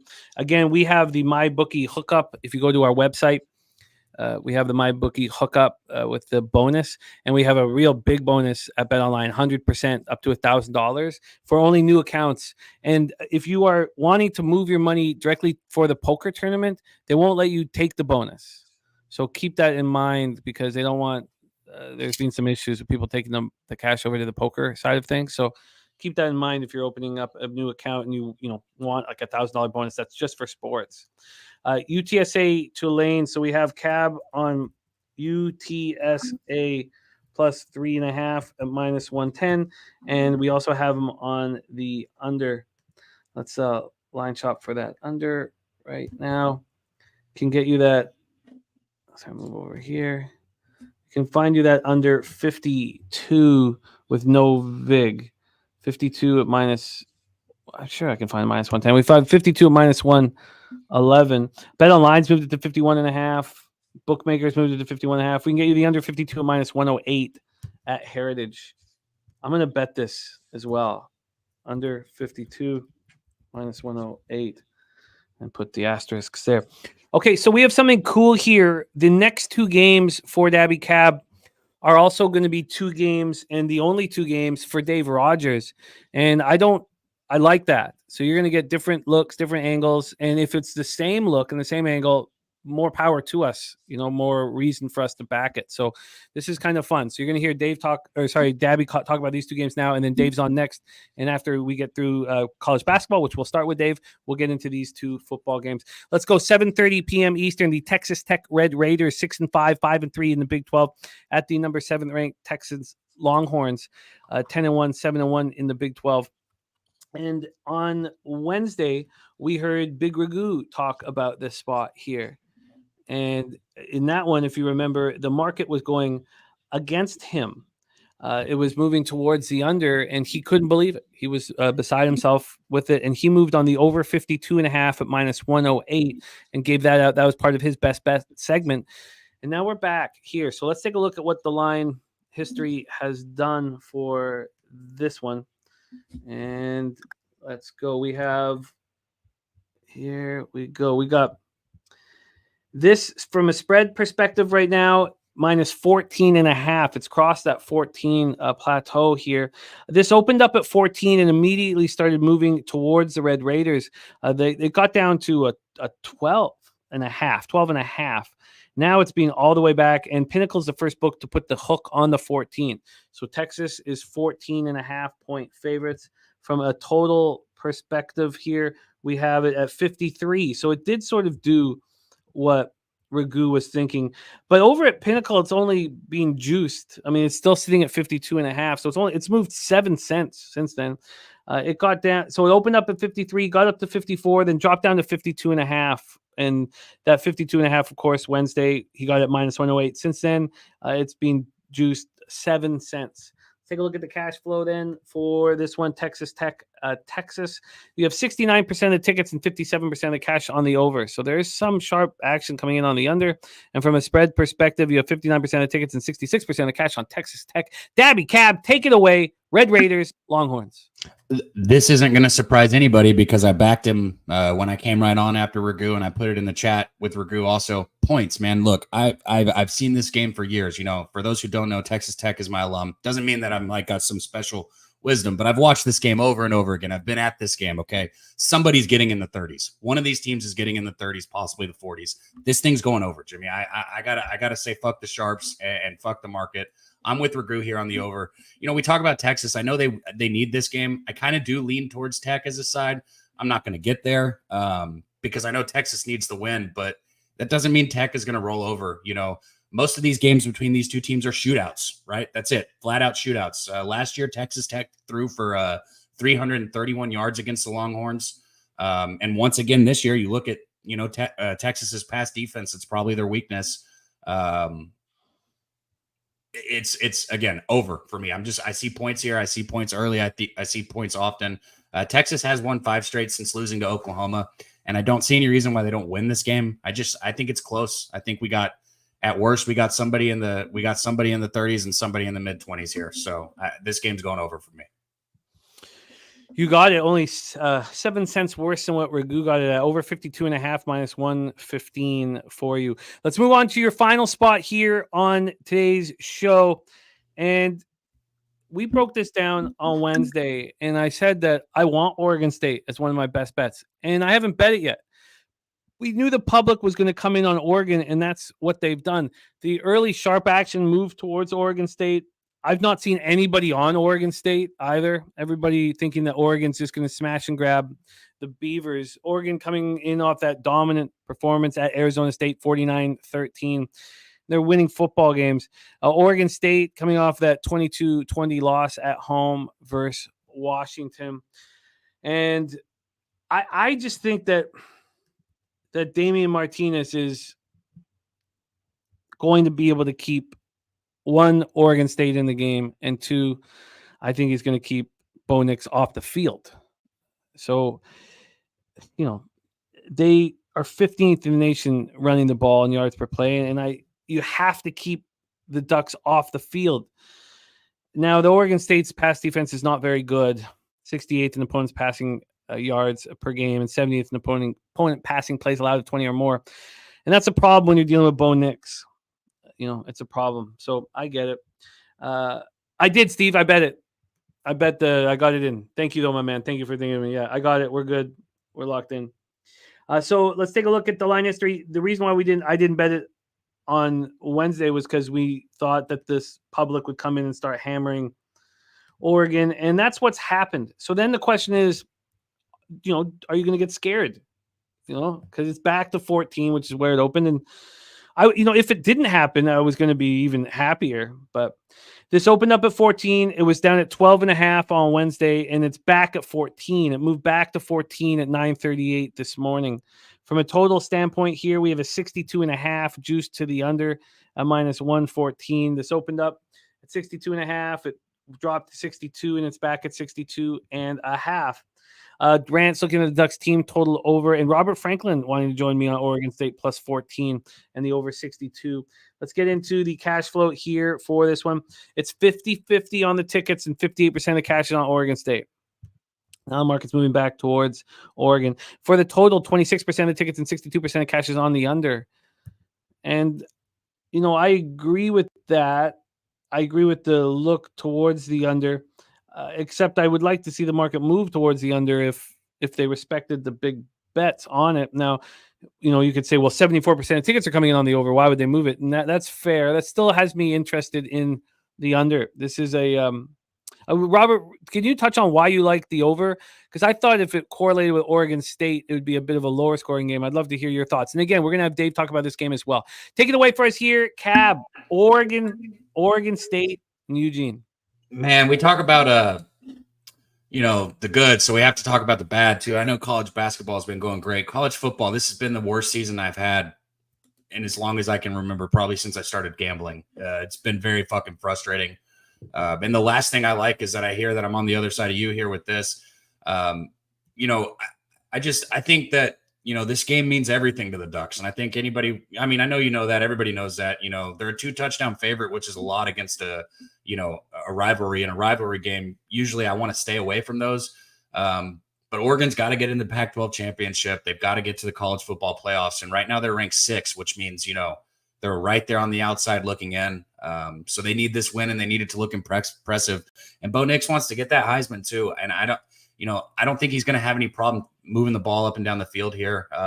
He's thrown for over 400 yards in the past 2 games. He's got a 10-0 touchdown interception ratio for those 2 games. You know, Oregon's second highest scoring team in the nation. So I just don't think asking them to win by 2 touchdowns is that crazy here. So I am on the Ducks here. Like I said, full transparency though, probably means listen to Jimmy and fucking run to the other side. No, I don't think anyone thinks that at all.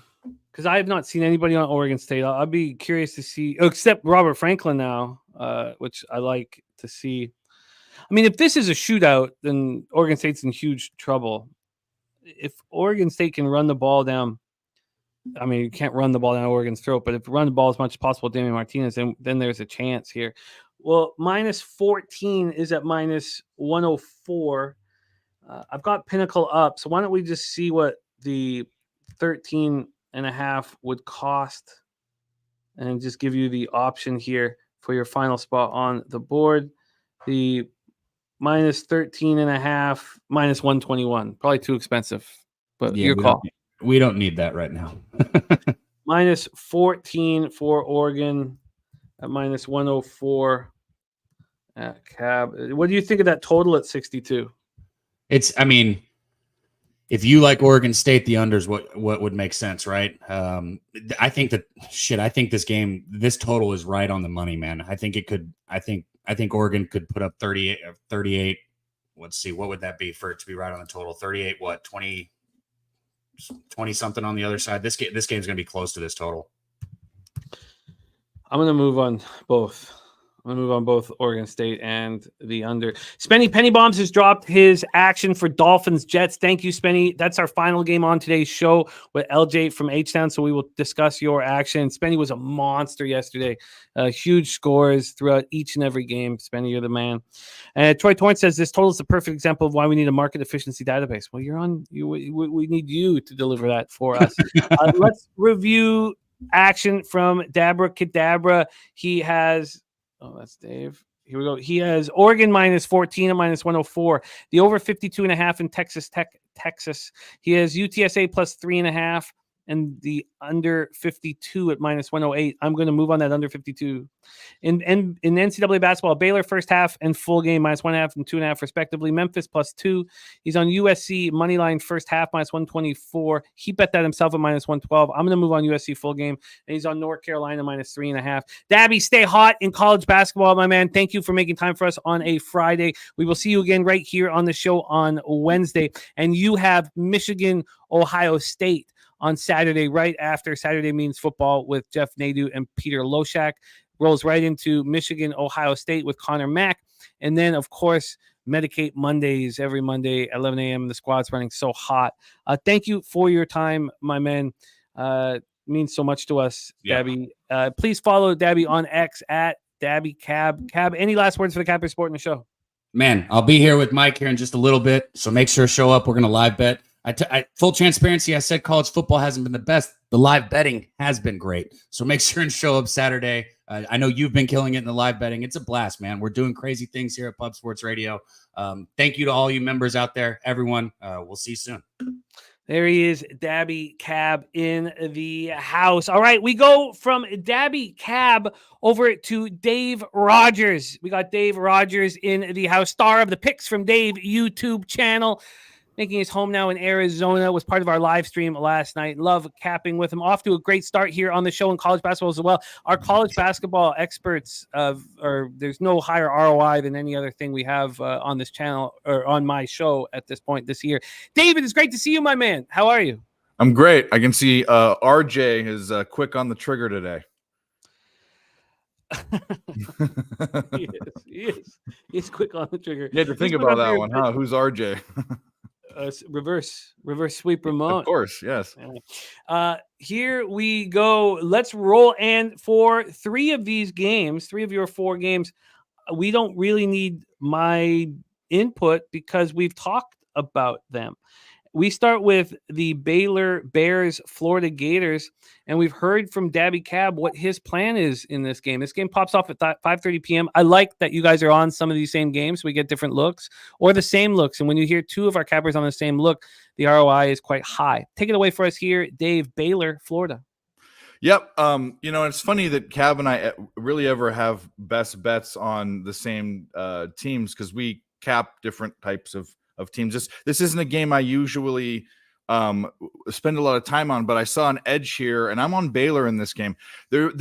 Florida's a good shooting team. Baylor's slightly better, and 3-point percentage isn't really a top 3 key indicator for me. But in this game, the disparity is so big. I just think Baylor scores so many points, and Baylor's defense is so good that they're going to have a problem. Florida's going to have a problem if Baylor gets out to a big lead. Baylor's 42% behind the arc. That's 8th in the nation, while Florida's 33 1/3 at 150th. That's right about smack dab in the middle. And then when you look at their defenses, Ken Palm specifically, the adjusted defensive efficiency, which is basically how many points are allowed per 100 possessions to your opponent. Baylor's 32nd, Florida's 48th. So better offense, better defense. Also, my index says that Baylor should be about a 5-point favorite. So I'll lay 3 points to Baylor for the full game. Let's get that hooked up for you here. Get your Baylor action ready to go, and we can get you again. This game pops off at 5:30 p.m. We can get you. Oh, did I just roll past that? We can get you Baylor -3, -1. We can get you -2.5 now. Market moving slightly towards. Well, we can get you -2.5 at -105 available at Bookmaker. So Dave is in Baylor. -2.5 at -105. Move on to your next spot on the board here. The Marshall Thundering Herd at the number 16th ranked Kentucky Wildcats. Let's take a look at what we are dealing here with. We have Marshall coming off a loss versus Oakland, 78-71. 2-3 to start the year. They'd beaten FIU 80-69. Before losing 78-71 to Oakland. And we know the Grizzlies are good this year. For Kentucky, they're pretty ugly. Now, they lost to Kansas 89-84 in a great basketball game, but it took a lot of energy to beat St. Joseph Hawks 96-88 in overtime. Pretty giant surprise here. It was just in Lexington as 14.5-point favorites. And it was a very tight game all the way through. They needed every second to outlast the Hawks in overtime. Let's take a look at the line history here for this one. This is at 7:30. We have Kentucky now 19-point favorites. There are 18s and 18.5s. It's 19 right now at Pinnacle. This opened up at 18, so it's moved a point in the direction of Kentucky. Now, when it moved to 19 initially at 8:44 a.m., it was a pick'em. Now Marshall's -118 at this +19. Let's take a look at the total here for this one. Get over here and get over to this total. And here we go. We are locked. From a total scenario, we've got, we have it sitting at 157.5 -111 to the under. Bet Online opened this up at 155. Pinnacle opened this up at 156.5. So both books have moved it upward. And then when we take a look at the cash flow for this one, oh shoot, sorry, I'm gonna have to move over to NCAAB. And here we go. From a total scenario, God, college basketball is just the trickiest sport to way more lines of words and teams and stats, and it's crazy. 93% of the tickets and 94% of the cash is on Kentucky. 93 and 94. From a total standpoint, 70% of the tickets and 89% cash is on the over. 2-0 Rangers, D. Jenkins. Let's fucking go, man. 10-0 Iowa, though. That's not so good, but whatever. Get this money back. It's what happens when you go up against Razor. Take it away for us here, Dave. Thundering Herd, Kentucky Wildcats at Rupp Arena in Lexington, Kentucky. He's on Iowa, Razor? Yeah. Good. So am I. That was one of my games I was going to give out before noticing that half of the games I gave Jimmy to go over would already be going, but that's fine. We can move on this one. This is, like I said, one of my favorite plays of the day. Okay, who's going to win the game? Kentucky's going to win the game. It'd be a shocker if Marshall beat Kentucky. But here's the deal with Kentucky: 1-4 against the spread this season as favorites, and they've all been by double digits. You talked about how it looks like they've struggled against good teams, and Kentucky's a really good team. But even last game against St. Joseph's, they won by 8 points as 14.5-point favorites. And St. Joseph's is a very similar team in ranking and style than Marshall. So it's the spread to me is too big, and my index says that. But one of the biggest things is to cover big spreads. I talked about a 3-point shooting as being an indicator, but not the top three. The top three to me are turnovers, rebounds, and the very top is free throws. When you have a chance, when you're undefended, to shoot a basket close to the basket, you should be making them. And if you make them, you're going to cover spreads, especially big spreads. Kentucky 72.3% from free at the charity stripe. That's 143rd in the country. But against St. Joe's, they shot 66.7. So they're coming off a game. When you shoot under 70% in college, that's bad. So I obviously Kentucky should win the game. I have Kentucky around 8 or 9 point favorites. Way too many points. I'm taking the points with Marshall. The Marshall Thundering Herd here for our guy, Dave Rogers. I'm going to line shop for you on this one. But let's roll into your college football because both games are set up. So I'm going to line shop for Dave on Marshall. He's also moved on Baylor -2.5. He's off to a great start here on our show. And we start with Texas Tech Red Raiders and Texas Longhorns. We've already heard from Big Ragu on this game and Daby Cab. This is a big one this evening. Take it away for us, Dave. Red Raiders, Longhorns. Well, I'll keep this shorter and sweeter. I heard what Cab was on, and obviously Cab was talking about what Ragu was on, and I'm unfortunately or fortunately, I don't know, I'm going to be on the other side, so I'm going to make the chat make a determination on whether they're going to be on the over and the under. I like the under in this game. I know this particular matchup has gone over, but both of these teams are trending heavy to the under this year, and Texas has a pretty damn good defense, actually one of the best defenses. And Texas Tech, they're kind of in the middle. But I think this is too many points for me. Texas Tech, 7 of the last 10 games have gone under. 6 of the last 7 games on the road have gone under. For Texas, 4 of the last 5 have gone under. And here's a big thing, too. When you get in conference in these competitive games, I'm going to talk about this in the next game, 4 of the last 6 games in conference, Texas has gone under, or the total has gone under. So too many trends to the under. Too good a defense on Texas's side. I know Texas can score 35 points, and this can still go under easily. Which obviously means that maybe Texas to cover is the look, but I'm not on the side. So I like the under in this game. I'm going against our boy Cab and Ragu. Wow, TD Nebraska. I don't know how that must have been a long one. Because I didn't think they were in position when I just looked. Marshall, we get you the +19 at -108. So you're locked in there. You don't need to worry about 18.5. And then we have the look, which is where the sharp action is. And it's on this under. This is such a fun. It's always, I find it fun. And our colleagues, they don't take offense when you're on the other side. It's just part of this. It's part of what we do. And then if you have the conviction to trust your cap and you fire away, and if you don't have enough conviction and you see a colleague on the other side, then you stay off. I mean, it's a pretty fun thing here. This line, so it opens up at 53. It goes up to 54 initially. Then it drops all the way down to 52.5, which is where it is right now. But let's get you the 53. So here we go. This is this evening's action. We have a 53 at regular VIG. Can we get a 53 at -10? No, Heritage hasn't moved to 52.5. So the 53 -110, under 53 at minus. Is that what you got when you bet this? Mm-hmm. Okay, under 53 at -110. All right, so Dave is on the other side of Cab and Big Ragu. Final spot on the board for Dave. We've already set up as well. Oregon State, Oregon Ducks in Eugene, Oregon. Take it away, my friend. What's your plan? And I'd love it if you would give me some confidence on my sides.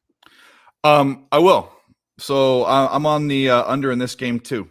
Which you're on the under in Oregon State, I think, is what I remember hearing. Yes, but I haven't bet either yet. Okay. These are the two spots that I actually haven't bet yet. So I was waiting for the. So can you touch on side as well on this breakdown? Okay, I will. I'll break it down, but I'll touch on. I'll give a lean to what I think I want here. Two of the better defenses in the country right off the bat. I mean, they're 32nd. Oregon State's 32nd in points against, 19th in the country at rushing yards against, 68th at passing yards. That's kind of in the middle. Actually, both teams are just slightly better at pass defense, but the rush defense and their scoring defenses are elite. So right there, that's just an easy lean to the under. But last game, the biggest thing here, not only being a rivalry game, not only being a contentious rivalry between these two teams, but Oregon and Washington played last week, and the total closed at 62.5, and it went under by 20 points. And this is Washington and Oregon. This isn't Oregon and Oregon State. Even though Oregon State can score, but Washington and Oregon are two of the more prolific scoring teams in the country. Oregon State's going to try to slow it down too with the rush. They're going to know they need to keep this close. So I like the under. Again, too many points. And then for the side, I definitely lean Oregon State because I think they're going to try to slow it down. Oregon State plays really good teams in conference. Tough. They have for years. Went to USC, watched them play USC when they were really good. Oregon State was always a team. They were one of those elephant killers, a team that screws it up for a team that's going into the playoffs or has a national championship spot. So I definitely, with 2 touchdowns, am going to lean Oregon State. I think the number on the index, I don't have it up right now, it's close. We might be getting a point of value with Oregon State, which isn't something that would make me go one way or another. But this 2 touchdowns seems ridiculous here to me. So can you what is your biggest fear of backing Oregon State? Like, what is the one angle where you're like, oh, but this makes you uncomfortable? If Oregon decides to explode, and they can, and then Oregon State's forced to pass, which they're better at running the ball, and then they throw an interception, and you could see it kind of the dominoes kind of going down the line, but I don't think that happens. I think they keep it close. That's why I think the under and Oregon State correlate. I think definitely Oregon and the over correlate. I agree. That's how I'm gonna hammer it. Do you want the under 62.5 at -114 or the under 62 at -110? Give me the hook. Under 62.5 at -114 for Dave Rogers. So locked in. We have the 4 spots on Dave's card for us. Baylor -2.5. So we have Baylor from Dave and from Daby Cab. Marshall +19 at -108. Then he's on the under 53 in Texas Tech, Texas. And he's on the under 62.5 in Oregon State, Oregon. Dave, thank you for making time for us, my friend. Have an incredible Thanksgiving weekend. I look forward to rocking with you on our live stream on Monday. But don't forget, you guys watching, we have Dave's got a lot of acts. Oh wait, no, you're going to be in the poker tournament with us. I'm in the poker tournament. I'm probably going to hop on the NFL stream, so you'll see me around. Yeah. Oh, that's great. Dave's going to be a part of our poker tournament here this evening. And at the very end of the show, we'll just kind of walk you through how to sign up for it. Dave, my man, any last words for the Cappers supporting the show? Just want to say thank you guys for watching. Thanks, Jimmy, for having me. Thanks, Ramon, for bringing me in so abruptly. Love you. Picks from Dave on YouTube and Twitter. I usually do shows on Friday night and Saturdays, not this weekend. We will fire up next weekend on Friday. It's called Nerd Talk. Times change, 7, 8-ish Eastern, depending upon what game's going on. But that's on YouTube. And yeah, I'll be on Jimmy's show when he invites me and whatever other pub stuff that's going on. So good luck, guys. Love it, Dave. Thank you for rocking with us. Jared TG, I love seeing that. Jared TG saying he's on the under, is going to lean to Oregon State because of the number. Nasty Nate thought that Dave was going to get the matching Nikki fish tank braids. Mark Schillingberg says, got to stay in my lane. My ROI in college sports is awful. Says, does well in NFL, NHL, NFL, Crush MMA. Made a few bets this morning, losing in all college hoops, but Rangers looking good already. Any cash to Kreider prop. Lots of time for us to get paid in full. Nice to see you, Londo. All right, we move on to NBA. And your next guest, we didn't have last Friday just because of some timing issues. Mainly my fault because I couldn't be here. And he went 10-0. 10-0. I wish we had that for our record for him, but he's having a great season. But still, it would be nice to add a 10-0 spot. He's also going to be at Pubapalooza, and I got to hang with him last year, and he had a monster day in NBA, and I moved on a couple spots on my own that lost. If I'd have just stuck with the plays that correlated with him, I would have gone 5-1 in NBA, but I ended up 5-3 because I had a couple losers myself. But I love capping with this next guest. He's a big part of our live streams, and a big part of our channel. Please welcome star of the Trill OG play of the day. We got our guy LJ from HTown.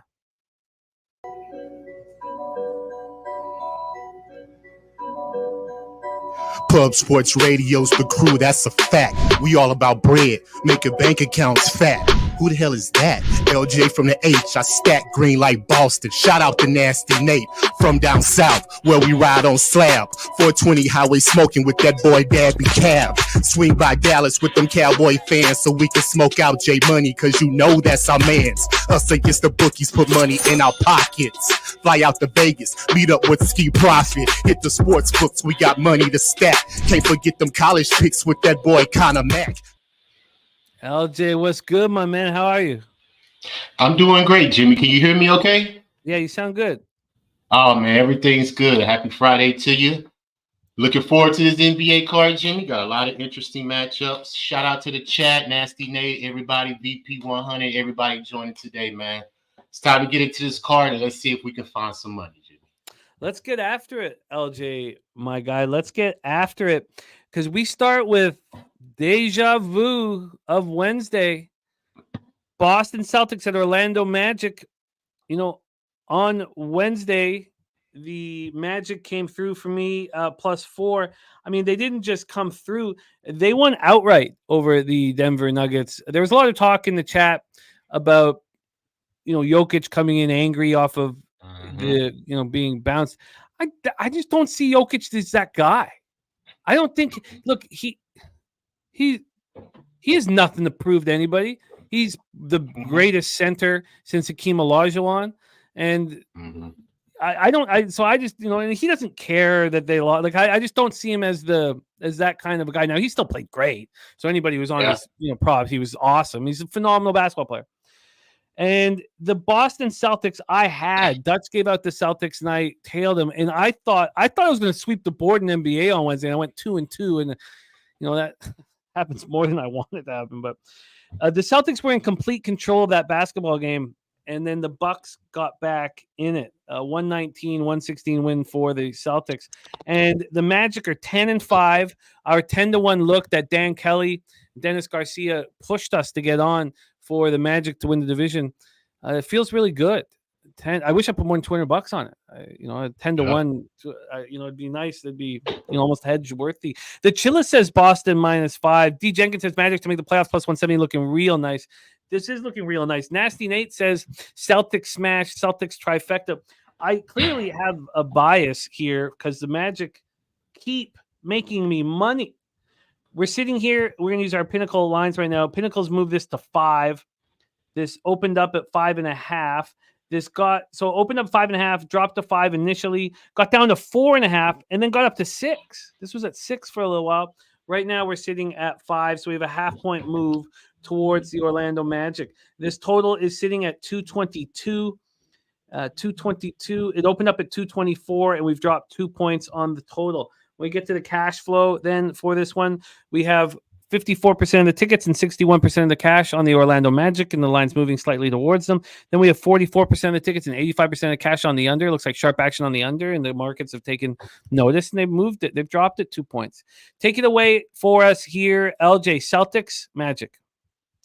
Yeah, my man AOD, Magic first half is what we usually been on ever since the season started. Simply because, Jimmy, they're 13-2 against the spread in the first half so far on the year. So Orlando plays very, very well in the early parts of the game. Now they're playing Boston, and Boston's a different team. Matter of fact, Orlando has covered 4 straight versus Boston, but it was a different team. Boston's different now with Holiday and Porzingis in the lineup. I think they're a better team if you just match both rosters up, front to back. But I don't want to step in front of the Magic, Jimmy. 5-0 against the spread last 5 games. Both these teams are top 3 NBA defensive efficiency. Orlando, number 1 in opponents' turnovers. So they're feisty on defense. They take the ball away. They make you do things that you're not comfortable of doing. And like I said, they're great in the fast break and transition points as well. Now, Boston's issue is scoring points in the paint. They've been outscored in the paint 3 out of the last 4 games. And Orlando is very well in points in the paint. Actually, number 1 in the NBA in points in the paint. So if Orlando's don't take care of business today, they're going to dominate the points, dominate the boards, and just make Boston work for the most part. Run them off that 3-point line, which is what they do often. And that's for the reasons that I'm just going to stay off the game. Boston's 12-3 against the spread in the first half as well so far. So both these teams play well in the first half. That's what they do best. So both trends are conflicting for me. So if order me to try to pick a spot, I'd rather just stay off and just watch the game. And I will root for Orlando to win just because of how hot they've been playing. But Boston 7-3 in their last 10, 11-2 versus the conference. They could easily win this game as well. So I just think it's going to be a good game, close game, but I just chose to stay off. And no Drew Holiday in this one as well. Okay. Well, I'm definitely going to stay off then. I got to go back to the Magic well here. Hey, I'm not mad at you. I got it. I mean, I just look at if it ain't broke, Yeah. Yeah, JPZ, did you roll with me on the Rangers? Tell me. Yeah, you did, but yeah, I see the LFG.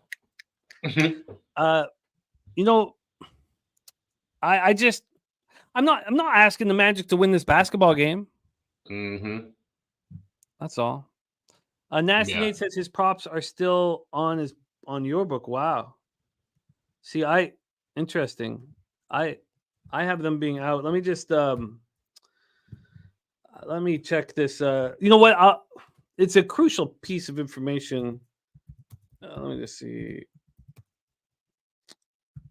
if we can just get this last little bit of 39 minutes ago. Oh, yeah, brutal. Jaylen Brown doubtful. Jaylen Brown's not playing. Okay. Isaiah Scurry says Orlando +6 is a clear play. I guess I'm gonna have to bet this as soon as possible here. I think this is gonna be moving in the wrong direction. And shout out to Dan Kelly and Dennis Garcia for getting us on the 10-1. It's gonna be a fun bet down the stretch. Get there, JPZ. Get there, Peasy. Why don't you take the cash? Oh, I guess it won't. Yeah. You can just take the cash from your Rangers. Well, actually, I shouldn't even talk about that shit. Let's not. You can make this call on your own. I don't need to force it. I need to put my hand in your wallet and pull it out. Okay, let's move on. 5 p.m. He's in the starting lineup, says Spenny. Oh, no, we know Jaylen Brown's playing. Are you saying that Drew Holiday's in the starting lineup? I thought you said Holiday was out. Drew Holiday's out. Okay. Yeah. Okay. Yeah. So we're cool there. All right. Let's move on to the next spot on the board. I'm moving on the Magic. I went 2-2. So I'd love to have my numbers up here because I'm 16-9 to start the year. Just nice. So much work. We were 11 hours of work yesterday on screen, and I had to count. I didn't have the records ready. Phoenix Suns, Memphis Grizzlies is next up here for us. Let's move over there. We have Durant is a game time decision. Bradley Beal is out, and Bane is a game time decision. We know that there's a laundry list of players out for Memphis: Clark, Kennard, LaRavia, Morant, Smart, Tillman. What a mess of a basketball game for Phoenix.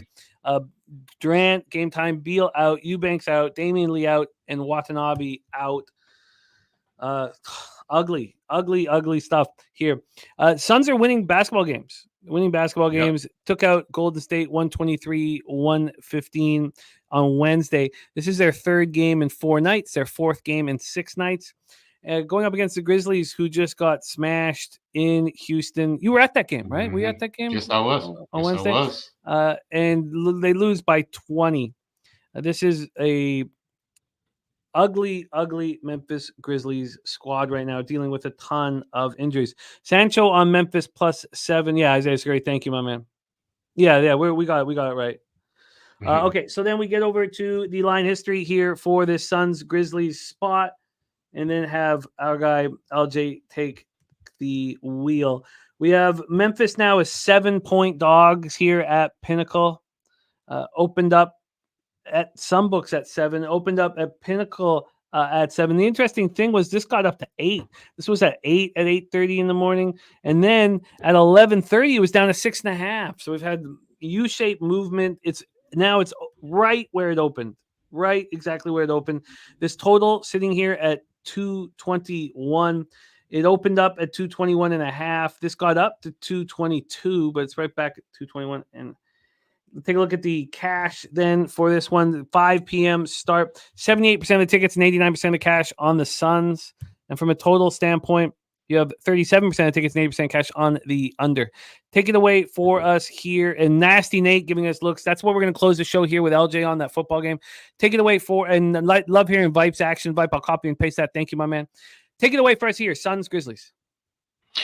Yeah, man, I see Suns smash spot easy, Jimmy. You just mentioned Memphis is very, very wounded. Desmond Bane has an injured foot. I saw him injured during the game versus us. He came back in the game, but I don't know how healthy he's going to be today. And like you just mentioned, the number 1 scorer is potentially questionable. Their number 2 rebounder is out in Tillman, and their number 1 assist guy, Marcus Smart, is done for a while. So Memphis is wounded on their roster, man. And not to mention they're 3-11 against the spread in the first half on the year. So they played horrible in the first part of the game. They beat us in the first half. They covered that spread the last game versus the Rockets, which I was surprised, but we came back and smashed them in the second half. So it really didn't mean nothing. But as far as the Suns, man, they've been playing well. You just mentioned they're 5-0 straight up in their last 5. They're 7-3 in their last 10. Number 3 in offense rating last 5 games. So they're humming, man. And I have a friend that lives in Phoenix, and he told me, a lot of people the Suns are wanting to win this tournament. They want to prove a point that they're one of the legitimate contenders in the NBA. So he was hearing whispers out there. They're looking forward to win this tournament championship. So the fact that Durant is questionable, game time decision gives me pause, though, because I need him to play. Because I was going to be on his PRA because he's been lighting it up the past couple of weeks as well, averaging a 47 PRA on the road, averaging a 43 PRA versus the West. So his PRA is at 41.5, minus 118. I'm not going to bet it yet until I know for sure he's in the lineup, but I'm definitely going to be on it if he's ruled in. But as far as the side, I'm on Suns first half full game, Jimmy. First half minus 4.5, minus 105. Full game minus 8, minus 115. Simply because the Suns 6-1-2 against the spread in the first quarter last 9, 7-0-2 against the spread in the first half last 9 games as well. So they play well in the early part of the game. And the fact that Memphis is 3-7 in their last 10, lost 2 in a row, minus 6 point differential, 0-4 at home versus the West, all points me in the Suns winning the full game as well. So first half full game for the Suns is my 2 plays, and pending Kevin Durant PRA if he's ruled in. Well, let's lock it in for you. We've had a big move back here. Makes me concerned about whether or not KD will be in the lineup. 6.5s across the board now. First half? Full game. Oh, okay. So I'll get you that first. Yeah, I'll get you that full first half here.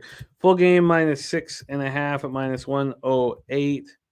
And then first half, get this over here.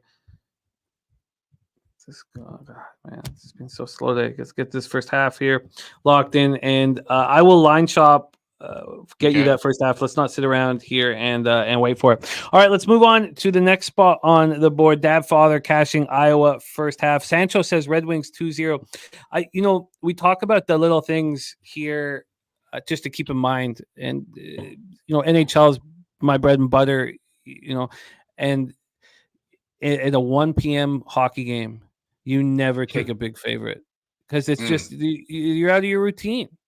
Yeah. You're out of your routine. Makes sense. And maybe it fits in all sports, but I'm telling you, in NHL, it's a death knell. I had to talk myself in, and the only reason why I took the Rangers was because the Flyers are way overvalued because of this start. It doesn't make any sense, but we'll get into all that stuff later. Let's roll on to the next spot on the board. I'm going to line shop for you, LJ, on that first half. We move on to Heat Knicks storied rivalry at Madison Square Garden. What a fun Black Friday event would that be to be watching this basketball game. From a injury standpoint, nothing going on. Like, we don't even need to mention Fournier for the Knicks.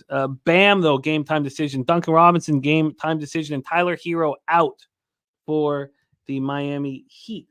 Let's take a look at the line history here for. Oh my God, you gotta be kidding me! This is now they're telling me the NBA is not available.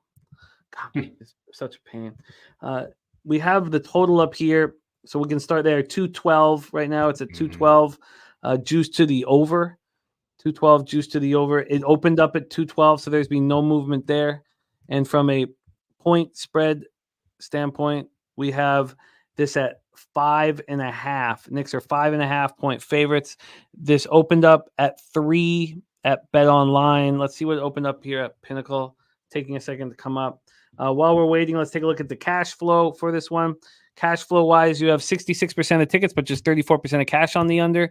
And on the spread, you have 40% of tickets and 88% of cash on the New York Knicks. The Knicks here the Pinnacle didn't open up till 7 in the morning. Chosen One saying Duncan did not do shoot around. AOD saying Knicks Rabenga. D Jenkins expecting Bam to play in this one. We have the Heat coming off back-to-back wins. They beat the Bulls on Monday, beat the Cavs on Wednesday, and the Knicks coming off a real ugly loss at Minnesota. They won 3 straight on the road. The road trip started with that loss against Boston, then they win 3 straight, and then they lose by 17 against Minnesota, and that was on Monday.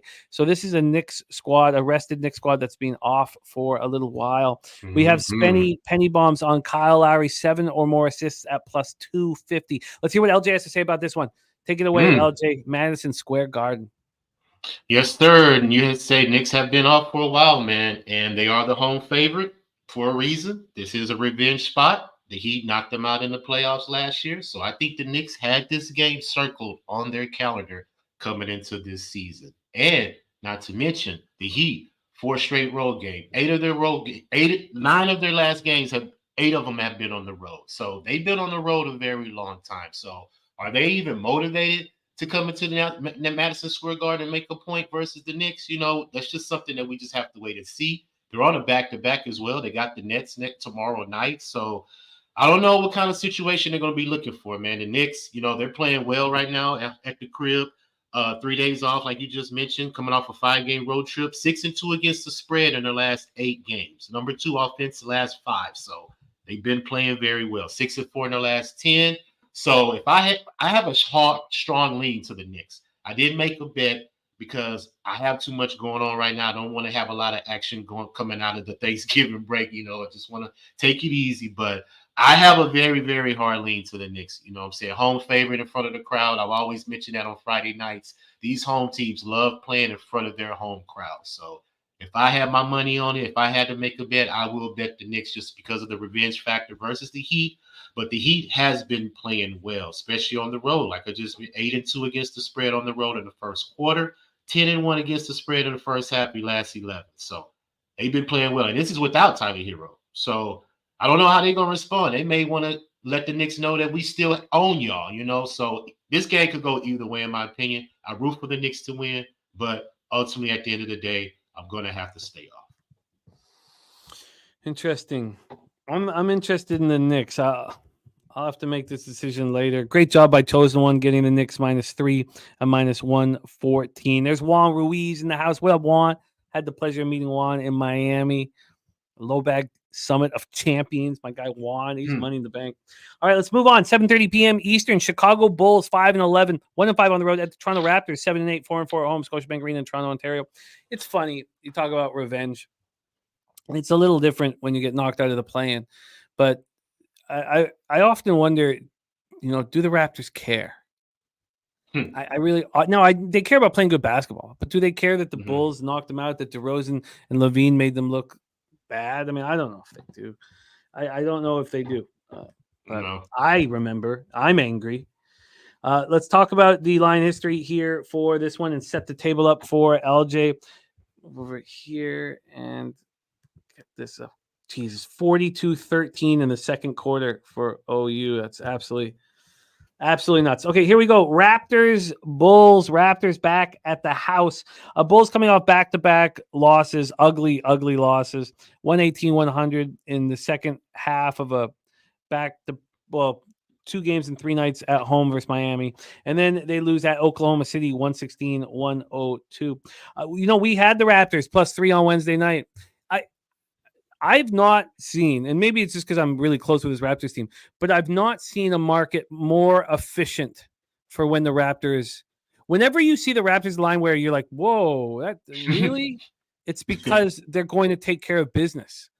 Really? And when you see them as a big dog or something like that, it's because that 3 even surprised me. But I was like, look, you got to go. Remember against the Mavs when they were they went from 5 to 4.5 against the Mavs in Dallas. I mean, and they led from start to finish. Raptors 7-8. This is another future that Dennis Garcia got me on, the over 36.5 wins, which could fall apart because they could be sellers. We'll see.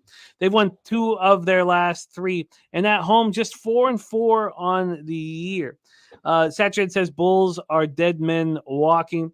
Let's pull up the line history here for this one. Sitting here right now with the Raptors. By the way, I got you a 3.5 on the first half of that. So it's 3.5. Bucks? Yeah. For the Suns. Suns. Yes. Okay, let me write that down. Bulls, Raptors here. We have a 5.5. This opened up at 5. It moved to 5.5, and then it's come back to 5, and then it just moved to 5.5. I guess it moved an hour and 7 minutes ago. So back 5.5. So we have a half-point move towards the Raptors.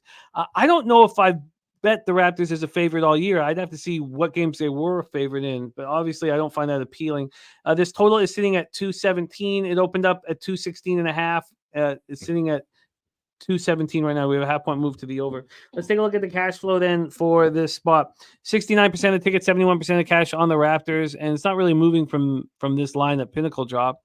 From a total perspective here, you have 42% of tickets and 95% cash on the under. And then let's just take a look here. We have Achua as a game time decision and Thaddeus as well. And Levine and Kobe White game time decisions for the Bulls. Take it away for us here. Bulls, Raptors at Scotiabank. Yeah, this is an ugly game, Jimmy. I only can look under just simply because offensive-wise, both the teams are at the bottom of the league. Bulls 28th ranked offensive-wise. Toronto's ranked 24th. So I don't expect any points in this game. And like you just said, what team is motivated to win? Like, does Toronto even care about winning this game? And the Bulls roster is just up in flux right now. Nobody wants to play. So there's nothing to talk about in this game. Both these teams play slow. They don't shoot the 3. Both ranked 20th in the league shooting the 3. Both rank at the bottom 20th in free throws made. The Bulls are just horrible in the first part of the game, 1-12-1 against the spread in the first quarter, the last 14 games. 0-6 against the spread in the first half, their last 6. Now, Toronto's not so much different, 2-8 against the spread in the last 10 in the first quarter, 3-7 against the spread in the last 10 in the first half. So ultimately, Jimmy, I stayed off. Didn't even want to try to find anything in these games because both these teams are sucking right now. So there's more action that we could talk about. I think we know the role we want the Raptors in as dogs. Yeah. We also want them to activate defensively against good offensive teams. And here, I think the Raptors want to win this game. I just don't think they have Rebenga, which they should. They should want to smash the Bulls. I don't think they do. Viper leaning towards Toronto, and I get it, but it's just not enough for me here. All right, so let's roll on. Next up for us, 8 p.m. Eastern, Detroit Pistons 2-13, 1-7 on the road at the Indiana Pacers, 8-6, 5-4 at home, Gainbridge Fieldhouse in Indianapolis, Indiana. Let's start with the rest situation for both squads.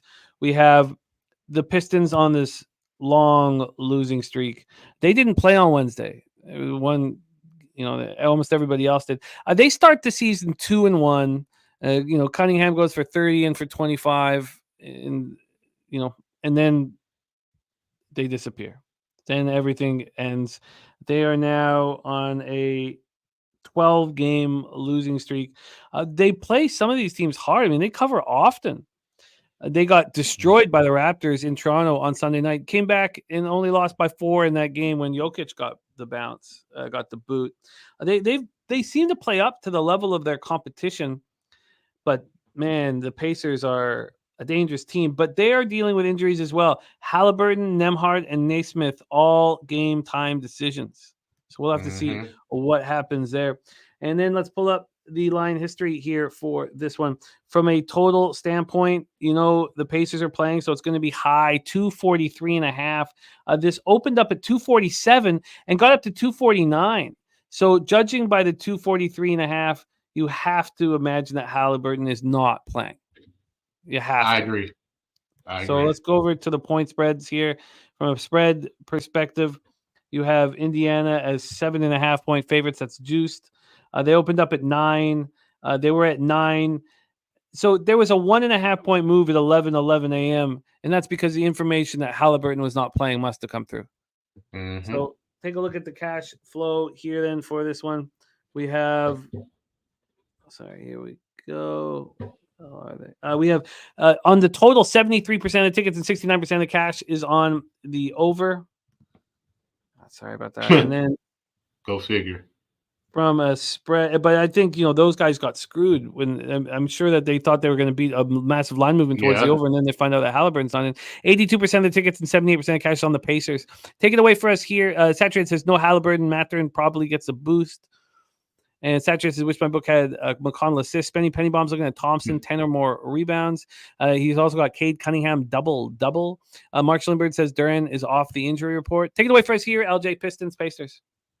Yeah, man. The only way you can look in this game is over. I mean, Indiana's 13-1 to the over on the year so far. So, but without Halliburton, who's to say that number's going to go over? I believe he has to be in that lineup for me to even bet the over with them, because he's the one who pushes the pace and dishes the ball and give people the opportunities to score. And not another interesting note about Indiana is that they've already clinched a spot in the tournament championship, so they really don't have to win this game. They've already clinched the margin. Even if they don't win, they still get in by the point margin. So I don't know how motivated they are going to want to win this game. And like you just mentioned, Halliburton's off, so they're probably going to punt this game away because they know they've clinched that tournament round in the championship, I believe. And Detroit, like you said, they've lost 12 straight games, man. They're on a 2-game rest advantage, though, so that could be an advantage for them as well coming into this game. But I don't know how long Detroit's going to continue to lose. I mean, they're going to have to win a game eventually, like Troy Torrance said right now. Pistons money line. I mean, if this is the game that they win without Halliburton in the lineup, this is the one they would have to win for sure. I mean, but they're just horrible, man. In the first half of the game, 2-8 against the spread. First quarter, last 10. 1-9 against the spread in the first half, the last 10. So they don't play very well early. And Indiana hasn't been playing well early either.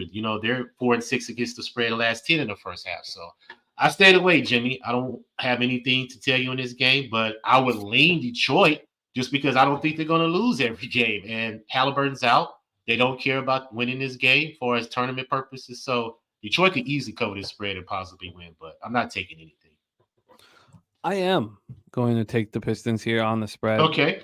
I am going to do that. I feel like I can understand not wanting to back the Pistons. I mean, we're talking about, putting money down on a team that's lost 11 straight. So I can understand, or 12 straight. Yeah, I can understand that. But I think this is the spot. I think, I agree. Yeah, if it's any spot, it's this one for sure. Yeah, so many advantages. So I'm not gonna take money line like Troy Torrance with his giant balls swinging around in the wind, but I will take the spread. All right, let's move on. Next up for us, Rance agreeing with the spot here. 8 p.m. Eastern, Denver Nuggets 10-5, 3-5 on the road. Just 3-5 on the road. At the Houston Rockets 7-6, 7-1 at home. 7-1 at the Toyota Center. What has happened here? Let's take a look at the situation here. We have LJ's Rockets at home to the NBA champions. I guess tonight it'll be popping. We have the Nuggets have lost 3 of 4, all on this road trip. Angry group. The Rockets snapped their 3-game losing streak with that game on Wednesday night that LJ was at when they came on and took complete control in the second half. Let's take a look at the situation and the line history here for this one. Oladipo and Thompson are out. Jamal Murray out for these Nuggets. Let's take the line history here for this one. This one has Houston right now as 3-point dogs. Unbelievable. That's what this team has become at home. 3-point dogs. This opened up at 2.5, quickly moved to 3.5, but then came back to the 3.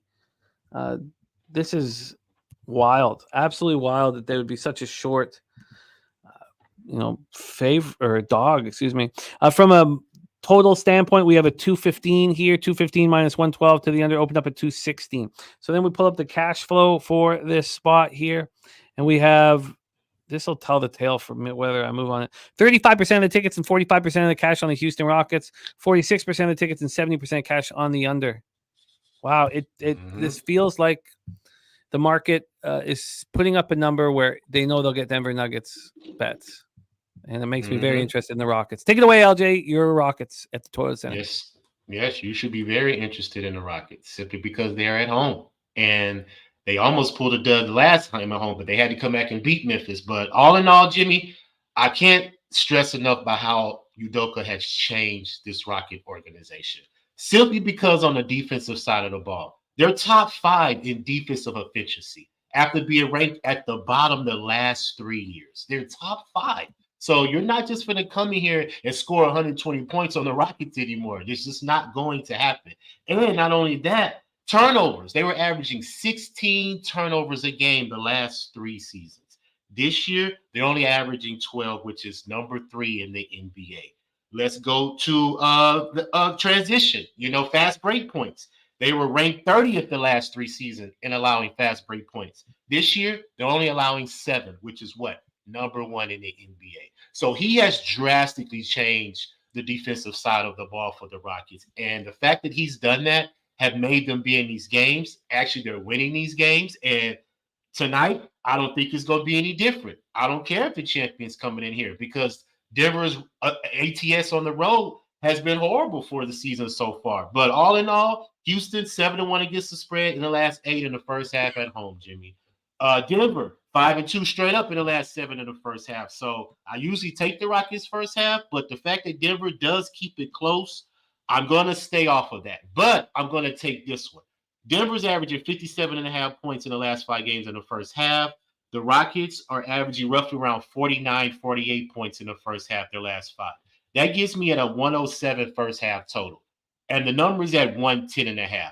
I'm going to take that under. 110.5 first half minus 113 is the number I can get. You can see if you can shop for a better number. But I just believe the score is going to be low in the first half because the defense that the Rockets play and the defense that Denver plays. I think it's just going to be hard to score. Now, Denver's issue in their last 4 games has been free throw. They've been outscored at the free throw line the last 4 games because they're committing a lot of fouls, averaging 20 fouls their last 4 games.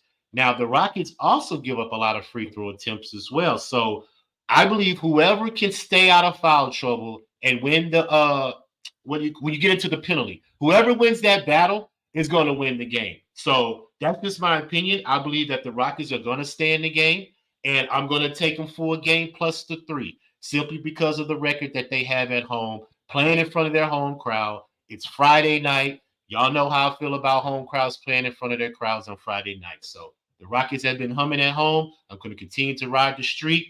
Rockets for a full game plus the 3. I'm going to take the under 110.5 first half. And, of course, why not? We already know how monster Jokic is right now, putting up numbers. Jamal Murray is still out of the lineup, so you cannot fade Jokic on his triple-double. It's plus 117.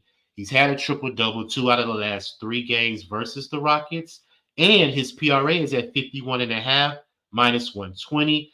He's had a 51.5 the last 2 out of 3 games versus the Rockets as well. and he's averaging a 53 PRA versus the Western Conference. So stay on Jokic's PRA. I don't see why you're fading anytime soon. He's the number one piece on that offense. But as far as the side, under 110.5 first half, Rockets full game plus the 3. That was a great breakdown, LJ. Great breakdown. The full game plus 3. See what juice we can get you. Minus 108. I see a minus 108. We don't see 3.5. So I see a minus 105. Plus 3 and minus 105. I want to join you on that. Plus 3, minus 105. We got you that first half under 110.5, and the Pinnacle's got that 109.5. Now you can get a 110, but this we 110.5 at other books. So it's Sharp Books moving this towards the under. I like it. I think you are in a business. I want to join you on with the Rockets. I get that first half under look as well, but I'm going to keep staying away. Last year, the totals hurt me. Yeah. And so I made a point. I was like, you know what? Let's start off the year and just leave totals out of it. And then if you want to start sneaking them back in after a quarter of the season, do it. And I've stuck to that and got off to a great start on the year. So I'm going to join you on the Rockets money line. Let's move on. We have 4 more games in the NBA, and then we have the NFL spot. That game pops off in 1 hour's time. We move on to 8 p.m. Eastern. Washington Wizards at the Milwaukee Bucks. Head to Fiserv Forum here for this one. Wizards 2-12, 1-7 on the road. Bucks 10-5, 6-1 at home. Wizards have been losing. Now they did cover against Charlotte, and they looked like they were going to win against Charlotte, but they couldn't pull it off. They have lost now 8 straight basketball games. Kuzma went off for 28 and 10 assists in that loss at Charlotte. This is just the second game of a short little road trip with my at Milwaukee here, and the Bucks come in off that 119-116 loss on Wednesday night, where they were getting absolutely trashed all game long, and then they fought back. They showed some heart and fought back, and then they got the cover for their backers. From a spread perspective here, we have Milwaukee as 11.5-point favorites. It's already moved to 12 at Pinnacle, so big favorites here. This opened up, though, at 13.5 and got up to 14. So we're now sitting at a 12. We have Giannis Antetokounmpo, a game time decision. Come on. So it's a man. Game time decision nonstop with that guy. And then from a total standpoint here, we have this total is at 245.5. It opened up at 247. And then at 8:11 a.m., it dropped 1.5. Is that when somebody found out that I can't be? Because then it got back up to 246. So then at 12:39 p.m., it dropped 1.5 again from 246.5 to 245. But then it came back up a half point. So it still has dropped 1.5. I don't think that the market is necessarily indicating whether Giannis will be in or out. And then from a cash flow standpoint, we have 30% of the tickets and 69% of the cash on the Wizards. Market moving slightly towards them. And then 46% tickets and 68% cash on the over. Take it away for us here, LJ. Wizards, Bucks. Yeah, man, I need Giannis to play because I would definitely be on this first half. This is a heavily mismatch for the Bucks and Wizards, man. They just played each other a couple of days ago as well. And the Bucks smashed them. They own the Wizards. But like I said, I don't like the fact that Giannis is a game time decision. I think he's going to play just because they're coming off a loss versus that Boston game. So he likes to perform off a loss, and like I said, another home crowd Friday night in front of your fans. I just believe that they're going to be up for this game. As far as the Wizards, you just mentioned now, they lost, 8 straight, you just said. They're very immature, in my opinion. 3-7 against the spread last 10 in the first half. 1-9 against the spread in the second half the last 10. So even if they have the lead or in the game in the first half, they could just blow the game away in the second half. So nothing for me as far as like betting on the Wizards, Jimmy. The Bucks, though, I want to take the first half. I have it at minus 7.5. I haven't pulled the trigger because, like I said, I need Giannis to be in that lineup because first half they're 5-1 against the spread at home versus the East, 7-3 straight up in their last 10 of the first half overall, and they've been averaging around 65 to 70 points in the first half. So I believe this is a perfect spot for them to smash these Wizards. So I want to take the first half, Jimmy. Let's make it official, man. I believe Giannis plays. I can't see him sitting out of this game, So let's just jump on the first half with the Bucks. And I want to take his PRA as well if he's playing, but I can't make that official yet because he's not playing. But I'm going to take Damian Lillard's over 6.5 assists. I have it at minus 132. And the reason why I'm going to take that is because he's had 7+ assists versus Washington the last game. And he's hit this number 3 out of the last 5 games he's played. And Washington gives up a lot of assists to the point guard position. The last 4 point guards that they played, they've given up an average of 9 assists a game. So I think Lillard will get that 7 assists. And they're allowed 124 points a game. So I believe the Bucks smash them as well. They're 1-11 versus the East on the year. So I know they're not going to win the game, but I just need Giannis to be in that lineup, man, for me to take his PRA. And I took the first half minus 7.5 just because I believe he's going to play. So that's my plays in this game. You got it locked in. Bucks minus 6.5, minus 111. Dame Lillard over 6.5 assists at minus 132. And Dan Kelly says, you do know there are season tournament implications tonight, and some teams need to run up the score. Part of the reason why we did move on the Pistons in this one, not that they could get in, but just that the Pacers have qualified. Let's move on to the last 3 games here on the board. 8 p.m. Eastern, Sacramento Kings 8-6, 4-5 on the road. The Minnesota Timberwolves 11-3, 7-0 at home at the Target Center in Minneapolis, Minnesota. Take a look at the line history here for this one and the situation. We have Sacramento off those back-to-back losses on the road at the Pelicans.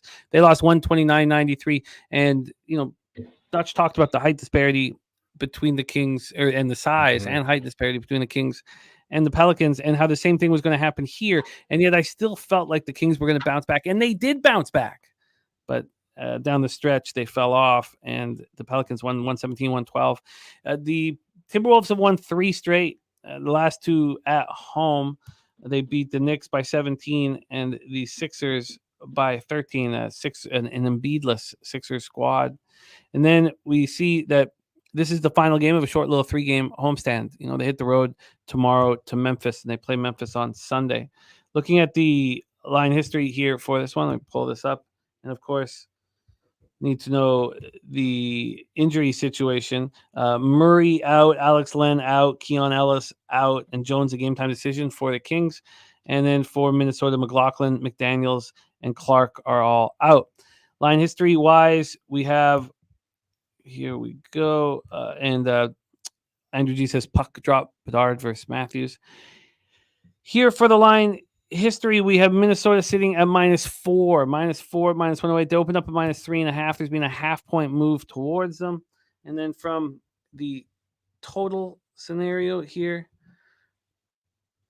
come on, fire up all that. Oh, here we go. From the total scenario here, we're dealing with the 229.5 juice to the under.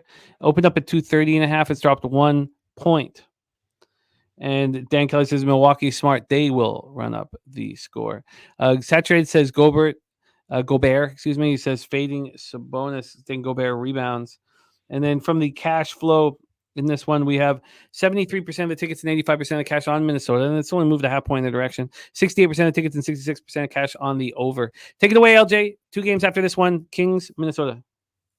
Yeah, man, we can't fade Timberwolves, man. They've been hot. They're at home. So let's just keep riding the money train with the Wolves, man. Like you mentioned, they've won 3 in a row, 9-1 in their last 10, 7-0 against the spread at home. And this is their first home tournament game, too. So I believe that they're going to be up for this game. Another home favorite in front of their home crowd is what I've been preaching. So I believe that they're going to smash the Kings tonight simply because the Kings, this will be their 6th straight road game. And they've been on the road 8 out of their last 12 games. So I just believe the Kings are just ready to go home, man. They could even have Thanksgiving yesterday at the crib because they've been on the road. So I know they're uncomfortable, man. And the Wolves have been at home. They haven't traveled. And they've been smacking these teams up in their crib. So nothing changes tonight, in my opinion, Jimmy. You said all the numbers with the Wolves. 91 against the spread, last 10. They only lost 3 second halves all year. So they've just been taking care of business. 7-1 versus the West overall, man. Full game, Jimmy. -3. I had it at 3.5. I see you got it as a 4, but if you can find me a 3.5, I'm all on the Wolves tonight, Jimmy. Easy cash for me. I just believe the Kings are ready to go back home. Simply put. I feel you there. There is no 3.5 the 3.5's minus 120. 4 is minus 108. We'll do 4.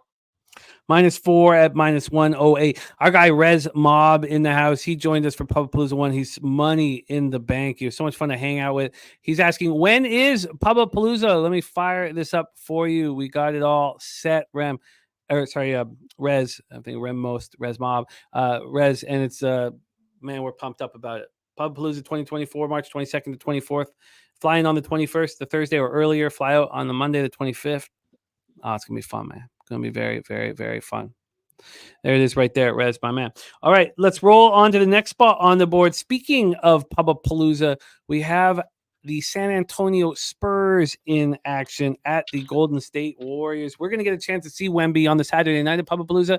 Suns Spurs get a chance to see Wemby up close. We have the mural on the Southtown 101. That's where we're going to be the whole time. So maybe we get Wemby to swing by for a lemonade. Chase Center, San Francisco, California.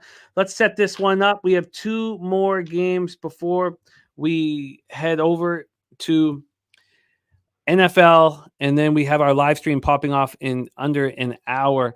The Spurs are losing, and they're losing a lot. They're losing fast, and they have now lost 10 straight games. They just lost 109-102 at home to the Clippers. They played Clippers on Monday night and Wednesday night. They lost 124-99 badly on Monday night, and I came so close to betting them on Wednesday night. They lost 109-102 there. Wemby went for 22 and 15 in that one. And then they hit the road and traveled to play the Golden State Warriors. These Warriors have been losing as well. They lost 123-115 at Phoenix on Wednesday night. That came on the heels of the home win against Houston, but this team is 7-9, and that's not the crazy number. They're 2-6 at home. At home. Before that Houston win, they were 1-6 at home. I mean, it's just absolutely nuts what's happening there. Let's go over to the line history for this one. We have the Warriors sitting at -10 at -106. I mean, that's a huge number. This opened up at 10. It got up to 10.5, and then it's dropped back to 10 once more. Let's get over to the total in this one. This total is sitting here at 235, over at Pinnacle. This opened up at 232.5, and it's just been climbing. And we get to the cash flow for this one. We have 60% of the tickets and 76% of cash on the Spurs. Everyone knows what the Warriors have been doing, but the market's not moving towards the Spurs. 72% of tickets and 83% cash on the over. Take it away for us here, LJ. Spurs, Warriors. Yeah, I like that spinny CP3 double-double plus 175. I like that because he got ejected the last game. So he's going to want to come back to this game and prove a point. But all in all, Jimmy, you just mentioned the Spurs are horrible, man. They're probably the worst team in the NBA. And they're going against the Warriors team who's back home, coming off that loss versus the Suns. You just mentioned their home record. What did you say? 2-6 at home, 1-7 against the spread at home. So I'm not going to take a full game with the Warriors, but I am going to take the first quarter simply because they're 7-3 against the spread in the first quarter in the last 10 games. And they're 4-0 against the spread in the first quarter if you take out those 2 Oklahoma City games that they lost at home. So without that team, they played well in the first quarter. And I think this is a get-right spot versus the Spurs, like I said, which is just a horrible team. The Warriors are 3-0 versus the Southwest Division versus this division. So they're undefeated playing this division, and they're coming off a loss. So I just believe they're going to be primed to play a good game versus these Spurs. The Spurs have no offense. If Vassell's in the lineup, he's a little bit of their offense. But other than that, you have Wembley. He's playing both sides of the court. He's playing very well. I think his block props as well. He has like 2 blocks a game. So you could continue to keep taking that with Wembley. But as far as the side, I'm going to just take the Warriors first quarter. I'm going to take them early. I'm not worried about them covering a 10-point spread. And also something else to mention with the Warriors. Try to look back on them in the third quarter as well. If you're watching the game live, I think it's a good bet to bet them the third quarter coming out of halftime because they're top 5 in third quarter point margin, averaging 29.5 points. The Spurs are the worst team in the third quarter, minus 8-point differential on the road, averaging 23 points in the third quarter in the last 3 games. So that'll be an interesting, sharp look to look at the third quarter with the Warriors. But my official bet, first quarter, minus 3.5 for the Warriors. We can get you that at 3, which is important. Okay. -3, -108. So then 3. Let's do it. Having the push involved was helpful. Did you want the CP3 prop? That Spenny's No. on the CP3 double-double. No, I didn't want it. I was just shouting it out because it is a good look. All right. And Dan Kelly's saying if the Warriors have the opportunity, they should run up the score if they're paying attention to the in-season tournament. Giannis is downgraded. Bucks now at 11.5. Man. If I get on it, I'll tweet it out. I'll tweet the PRA out if I'm on Giannis. All right. But Okay, and then tag me too to make it official. okay. Let's move on to the final spot on the board. 10:30 p.m. Eastern. New Orleans Pelicans 8-7, 2-3 on the road. The LA Clippers 6-7, 4-1 at home. We're Crypto.com Arena in Los Angeles, California. Let's get into the line history here for this one. Sorry, move over here. Hoo-wee, this has been a hell of a week, man. Yes, We sir. have it's so much fun, but still, it takes so much effort. The Pelicanos coming off back-to-back victories at home on Monday and Wednesday over the Sacramento Kings. They've been winning basketball games and winning comfortably. There's just that loss to Minnesota, 121-120, sandwiched in the middle of all of their victories. Clippers have won 3 straight. They won at home over Houston. Then they beat San Antonio on Monday and Wednesday. So it's, they still have a lot to prove with this group. But, stop that 6-game losing streak by winning 3 games. And Westbrook going to the bench showed, a lot of class. Let's take a look at the situation here from an injury standpoint. You have Powell, game time decision, Plumlee and Boston out. And then for the Pelicanos, Troy Murphy and CJ McCollum and Matt Ryan all out. There's the situation here. But B.I., and Zion, and JV, Herbert Jones, but Dyson Daniels is at the 1. Take a look at the line history here for this one. Sorry, I still got that first quarter up. That's what our guy LJ just moved on. But from a full game look, we have these Clippers at -5.5 here at Pinnacle. They open up at -6. There's been a half-point move against them. From the total side of things here, we have it sitting at 227. It opened up at 224.5 and actually dropped to 223 before this massive climb. Now sitting at 227. And then cash flow wise, we have 82% of the tickets and 94% of the cash on the Pelicans. 82 and 94, and the line's not moving slightly towards them. 47% of tickets and 99% cash on the under. 99% of cash on the under, and it's gone up. But maybe that explains the first drop. Maybe there was an enormous bet on the under, and then everybody else started coming in on the over. Take it away for us here, LJ. Our last basketball game on the board. Spenny Penny Bombs looking at Dyson Daniels 5 or more assists at +180. What's your plan here? I don't have a plan, Jimmy. I don't have a bet in this game. The Pelicans are coming off a 6-game homestand, so now they have to travel on the road. And the Clippers are 0-3 against the spread at the crib when they're coming off a road game. So 2 conflicting for me as far as that side. Now, the Pelicans, I can see why the money's on the Pelicans because they pretty much own the Clippers the last 10 games, man. 91 against the spread, last 10 versus the Clippers. So they play well versus this team. But this is a different team. They have Harden now. But I just couldn't come to a side. I don't like the Pelicans without a point guard. I mean, I'm not going to bet them until they have an established point guard in their lineup. Zion's been playing well and Brandon Ingram has been playing decent, but the fact that they don't have a point guard, I'm not interested in betting them. They are 8-3 against the spread in the first quarter, 5-0 against the spread first half, last 5. So they've been playing well early, but I couldn't get to nothing, man. I don't like the Clippers betting on them either. I don't think that team fits each other. I think they all do the same thing. So I have no interest in betting them. This is a home West game, which they're 3-1 at home versus the West. So they do play well at home versus the West, but I had no interest, Jimmy, so I just stayed off the game completely because the Clippers also have a look ahead to Luka and Dallas, and we know they have bad blood. So could the Clippers be looking ahead to that game and take the Pelicans lightly? It's up in the air, Jimmy. So I just stayed away from the game. And Dan Kelly says if the Pelicans lose, they won't make the in-season tournament playoff. Yeah, but who's to say they even care about it?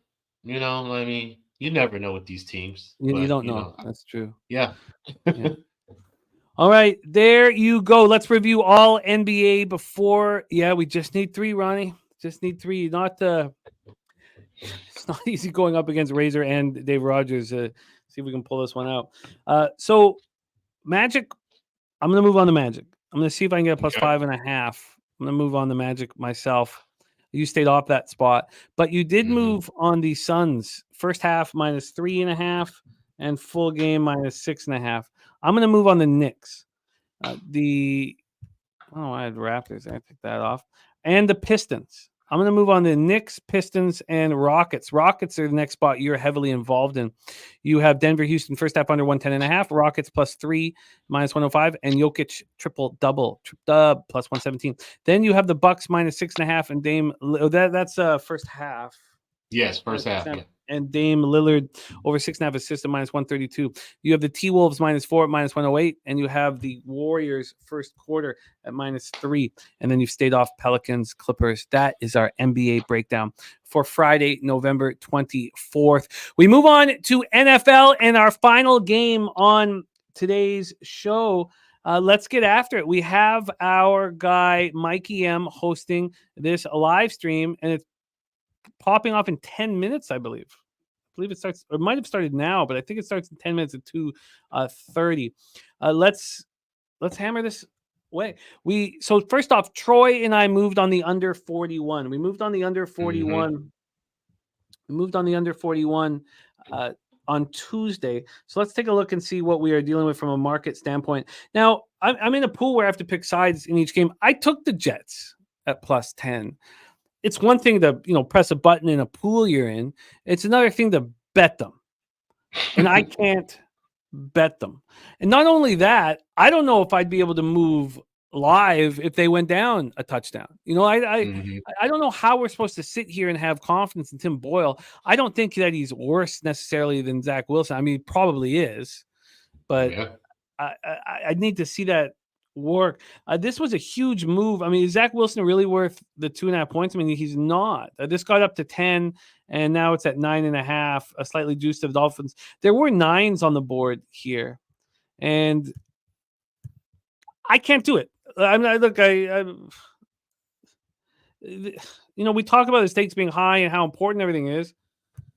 I just can't sit, even if I kind of like the Jets here, I can't bet them. The total is down to 40. There's a 39.5 at BetOnline. I love seeing that because this had been moving towards the over. Oh, I love seeing that.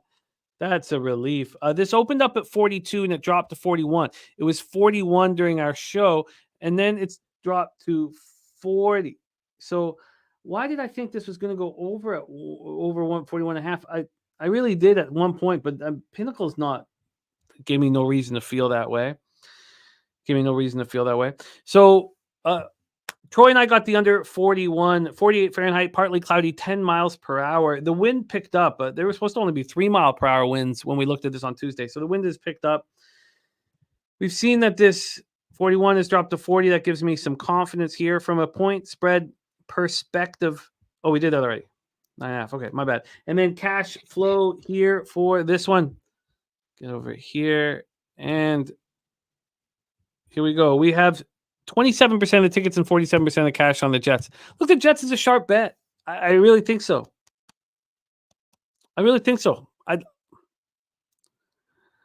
I've got enough action. I'm not. I gotta just let this go. 69% of tickets and 87% of cash is on this under.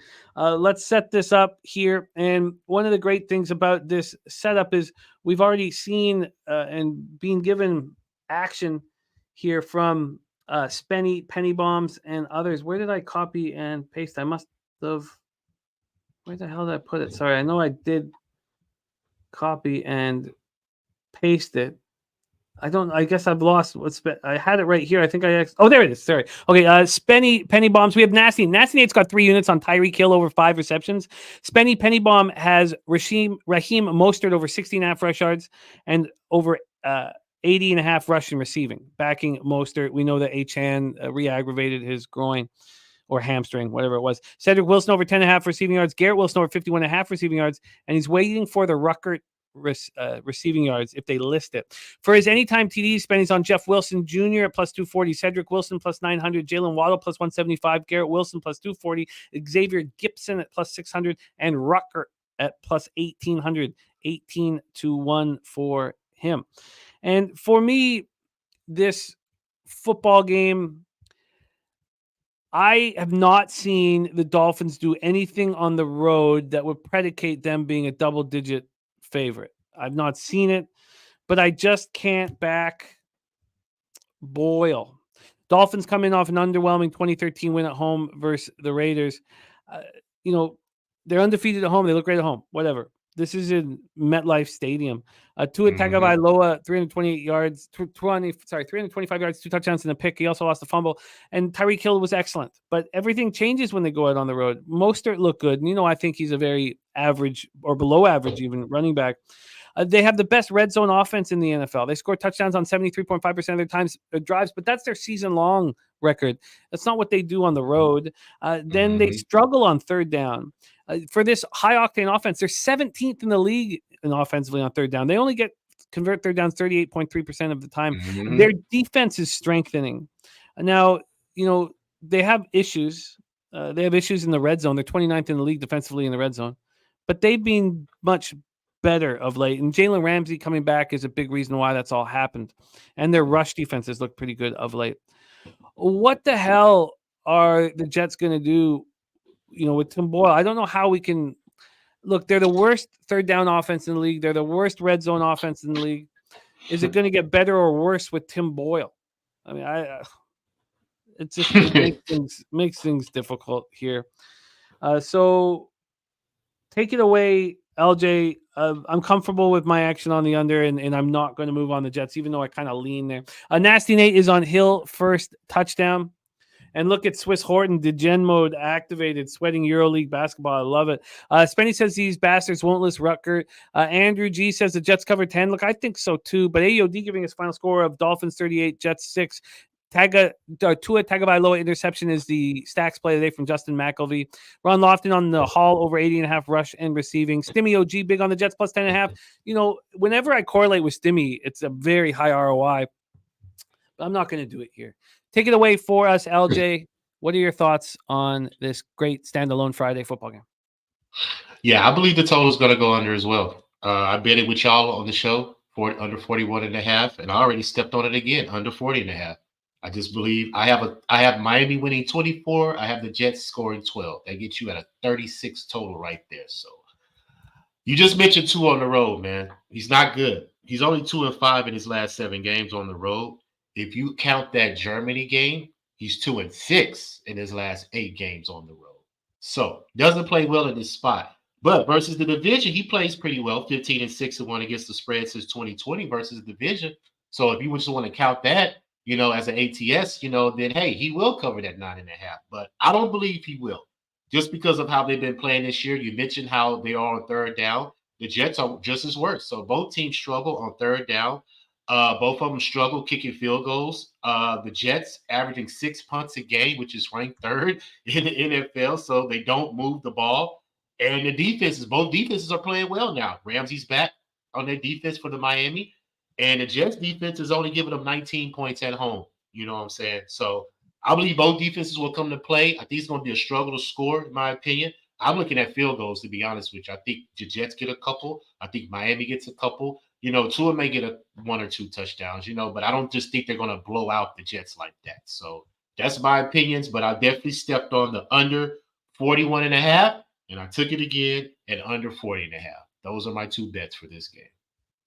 Yeah, it makes sense. And I would, if I was hammering this live, if I was going to sit here on the live stream, I would be very interested in that field goal, taking the field goals, or even live betting if there's not an early field goal. I think that's a really interesting look here. Under 40.5 is still available at Pinnacle at -110, even though they're showing the 40 still available. So I'll give you that one here just for our record keeping purposes. Now Swiss Horton needs Iowa. So we're on the other side there, which I don't like. Nebraska 4th and 1 of their own 36. I imagine that they will boot it, but I'm not watching the game. That is our show for today. Troy Torrance's same game parlay. Jets plus 10.5, under 42.5, and Conklin over 24.5. I like that look. Saturated on Brees rushing yards over 54.5, Mostert over 65.5, and Hill over 78.5. That show, I think, starts in 1 minute. So let's put a bow on our show here. LJ, spectacular work. I'll do a final review of your action. Thank you for being here on our Fridays. I love working with you, my man. And get that cash, that Fen on Nebraska too. It's gonna be fun. But I Swiss is being so good to us. I would prefer not to go up against them. Thank you, LJ, my man. Please follow LJ on Twitter at LJ Sports Media. And if you want to hang with LJ, man, you know where to go. Can't wait for that, man. LJ, thank you for your time. Any last words for the Capper supporting the show? Hey, man, keep supporting, guys. Shout out to the chat. Ramon Scott, Troy, Spinny, Andrew G, everybody, man, that supports. Y'all can always find me here. Anytime Jimmy has some shows, man, I'm going to be live trying to get some cash. And like he said, join us at Publipalooza 3 because there will be a remix to the intro song, ladies and gentlemen. So we'll be debuting it that weekend at Publipalooza 3. So don't make sure y'all miss it. Come join us, man. We're going to have some fun, have a ball, and just enjoy making some money all the weekend. So appreciate you, Jimmy. Always love coming capping with you, man. And y'all have a great weekend. And I will see you next week, sir. I love it. There he is, LJ from H-Town. Yeah, Swiss, I'll cheer for you. Don't need to buy anyone's ticket to Bumpalooza, but you obviously have a lot more money on it than I do, so I'll cheer you on. Let's do a review of the show quickly, and then we're going to bring on our guy, Jose Bouquet, to do just a quick walkthrough of how you sign up for our poker tournament here this evening. So quick review. Bobano gave us the over 62.5 in TCU, Oklahoma. He's already cashed that. There's 7 minutes, 50 seconds left in the third quarter. Great job. Iowa, Nebraska. Oh, also, can you set it up, Jose, where I don't know if we've set it up where the goes right into the live stream. Everybody watching the show, thank you. Iowa, Nebraska. Now, look, my guy is Swissy, and if he's got way more money on this than I do. So, and I feel good about my NHL action. So, but Iowa about to kick the ball back to Nebraska. 3:06 left in the third. 10-10 tie there. And I'm on Nebraska. One of my best bets. And Bobano is also on Boston College. I have no idea what's going on in that game. Boston College plus 10.5. He's on Temple plus 13.5 in the over 64. I don't know what's going on there. Central Michigan plus 10.5 in the over 54. Again, I don't know what's happening there. And then he gave us Missouri, Arkansas over 54.5. It's one of his favorite spots on the board. In NHL, he's got the draw in Rangers, Flyers. I got the Rangers -1. And that was a last minute put together. I want that to pay me out badly, very badly. So there we go.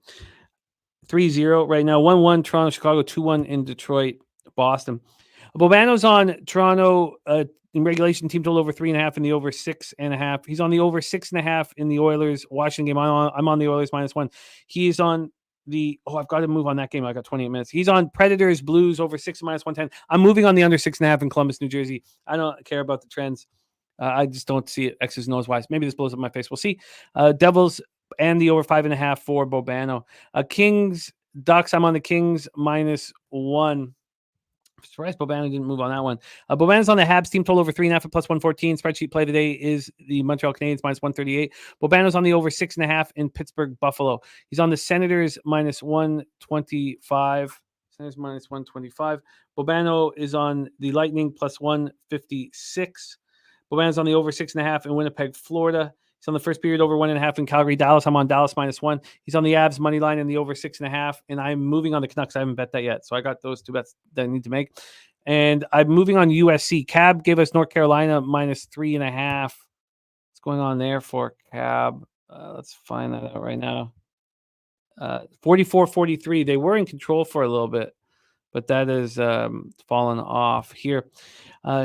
Cab's on USC first half money line. I'm taking USC full game. Cab's on Memphis +2, and he's on Baylor first half -1.5, full game -2.5. In college football today, he's on UTSA +3.5. I got to move on that under 52. That pops off. I got action to lock in. Cab's on the over 52.5. Texas Tech, Texas Longhorns. He's on Oregon -14. at -104. And I'm going to be on Oregon State and the under, and I'm going to bet that here. And I might wait. To move on Oregon State because is there a 14.5 that could come out? So I might make the decision waiting. That game doesn't pop off till 8:30. Then Dave Rogers on Baylor at -2.5. Marshall +19. He's on the under 53 in Texas Tech, Texas, and the under 62.5 in Oregon State, Oregon. And then we just broke down our NBA action. So there we go. Big O, Oregon, first half +5.5 in basketball. And Kelly Vincenzo saying, Knicks. I'm going to join you on the Knicks. Okay, so that is our show for today, but it doesn't end because we have a huge poker tournament tonight that we're really excited about. Jose and I will be hosting the live stream. Let's bring on Jose right now so we can discuss how you sign up and do the screen share. JPZ, I think we're going to be good, man. I'm quite confident in it. Jose, how are you? I'm doing all right. Can't complain. Busy day today as always. But yeah, you guys obviously know it's hosted by our friends on Bet Online. Shout out to them. $50 buy-in. I signed up during the show, so it'll be a lot of fun. Well, we'll start with this. This is what the Bet Online website looks like. You get poker. You'll see it. You'll see download and play or play online. I'm a play online guy, so just hit play online. And then. But I download it. We've had there's been some issues for the people who haven't downloaded it. They've had to go out and come back in a couple times. So yeah, that's not happened when we've downloaded it. So, but it's up to you. Yeah. I play online. Jimmy downloads it. You can go either way. Once you're there, you go onto this lovely website. You'll be logged in. You have to log in again, most likely. And then from here, you go to this button called Tourneys right here. And then you'll get up to all these screens where you can see all these tournaments. There's a search bar right there. And all you have to do is hit PUB Pub, and you'll find our tournament right there. $50 buy-in. 12 people already in, so it's not bad numbers so far. Expect that number to double, maybe even triple. Who knows? Oh, we'll get to 50. I expect 50.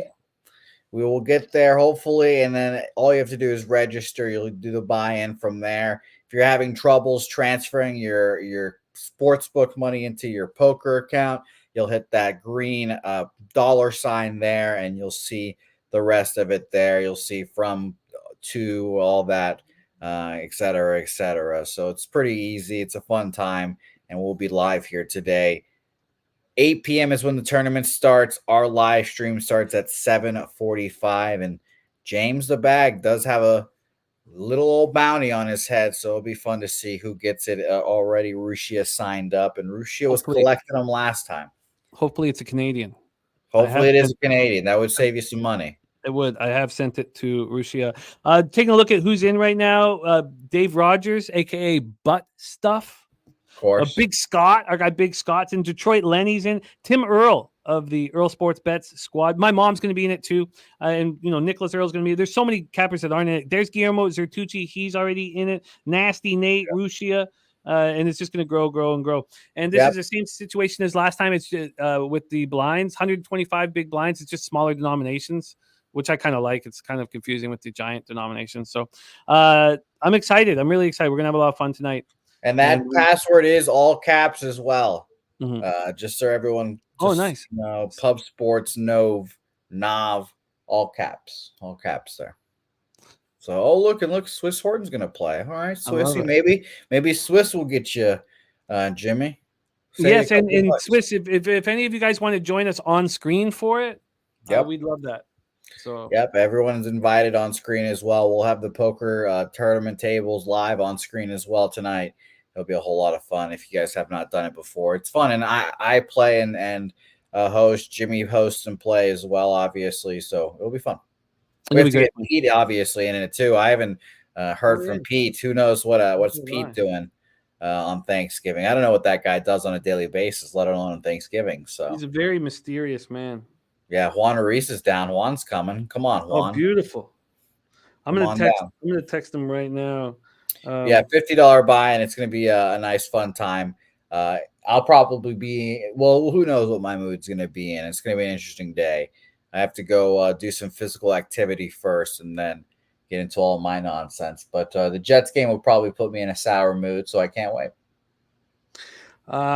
Yes, I'm very excited. I got to get action. I've got stuff to do here. I got to get action in. We have our stream on right now, so head over to Mikey M's live stream. But thank you so much for being a part of this show. It means a ton to us. So thank you to everybody in the chat. Robert Franklin, Juan Ruiz, Swiss Horton's been so phenomenal with all the support of the channel. Saturated, Kelly Vincenzo, Jay Peasy, Ramon Scott. Ramon was so funny yesterday, man. Big O, Justin McElvey, Troy Torrance, Andrew G, Spenny Penny Bombs, Dav Fenn, Saturated, The Truth Teller, Stimmy OG, Nasty Nate, Rants, Ronnie Lofton.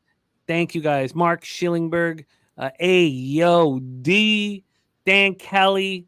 Thank you guys so much. This week has been a battle, man. I'm like almost losing my voice. It's just been such a battle, but I love it. I love the opportunity to cap with you guys. Robert Franklin says if he's back in time, he'll be there. So please join us in the poker tournament tonight, and let's have a giant day and get that cash. And remember, you guys can three levels of buy-ins. Remember that as well. So if you're a little late, Robert Franklin, and you want to join at like 8:15, you can do that. Actually, they've switched that up a little bit. It's only 3 levels of rebuys, but only 2 levels of late registration. Okay. So you have to be in by 8:30. All right. So be in by 8:30 there. So you guys have some time. And like we said, the stream starts at 7:45 EST there. I love it. I'm texting Pete right now. Jose, great work as always. Thank you for putting so much time and energy into our channel and this show and just I love it. And I can't wait to hang with you this evening. So I got to get to the liquor store and make sure that is yes, you do. But most importantly, let's get that cash. I got action to put in. Let's get that cash. Let's get the Rangers home. What the hell is Nebraska going to do from the Iowa 42 on? They're punting. I've been watching the game. It's been quite funny. They went off for those like quick 14 points, and now it's 10-10. And it seems like whoever gets a field goal is going to win this game, and then it's going to stay under the 24. Wow. They pinned him on the 1? Yes, they did. Yes, they did. Woo-wee!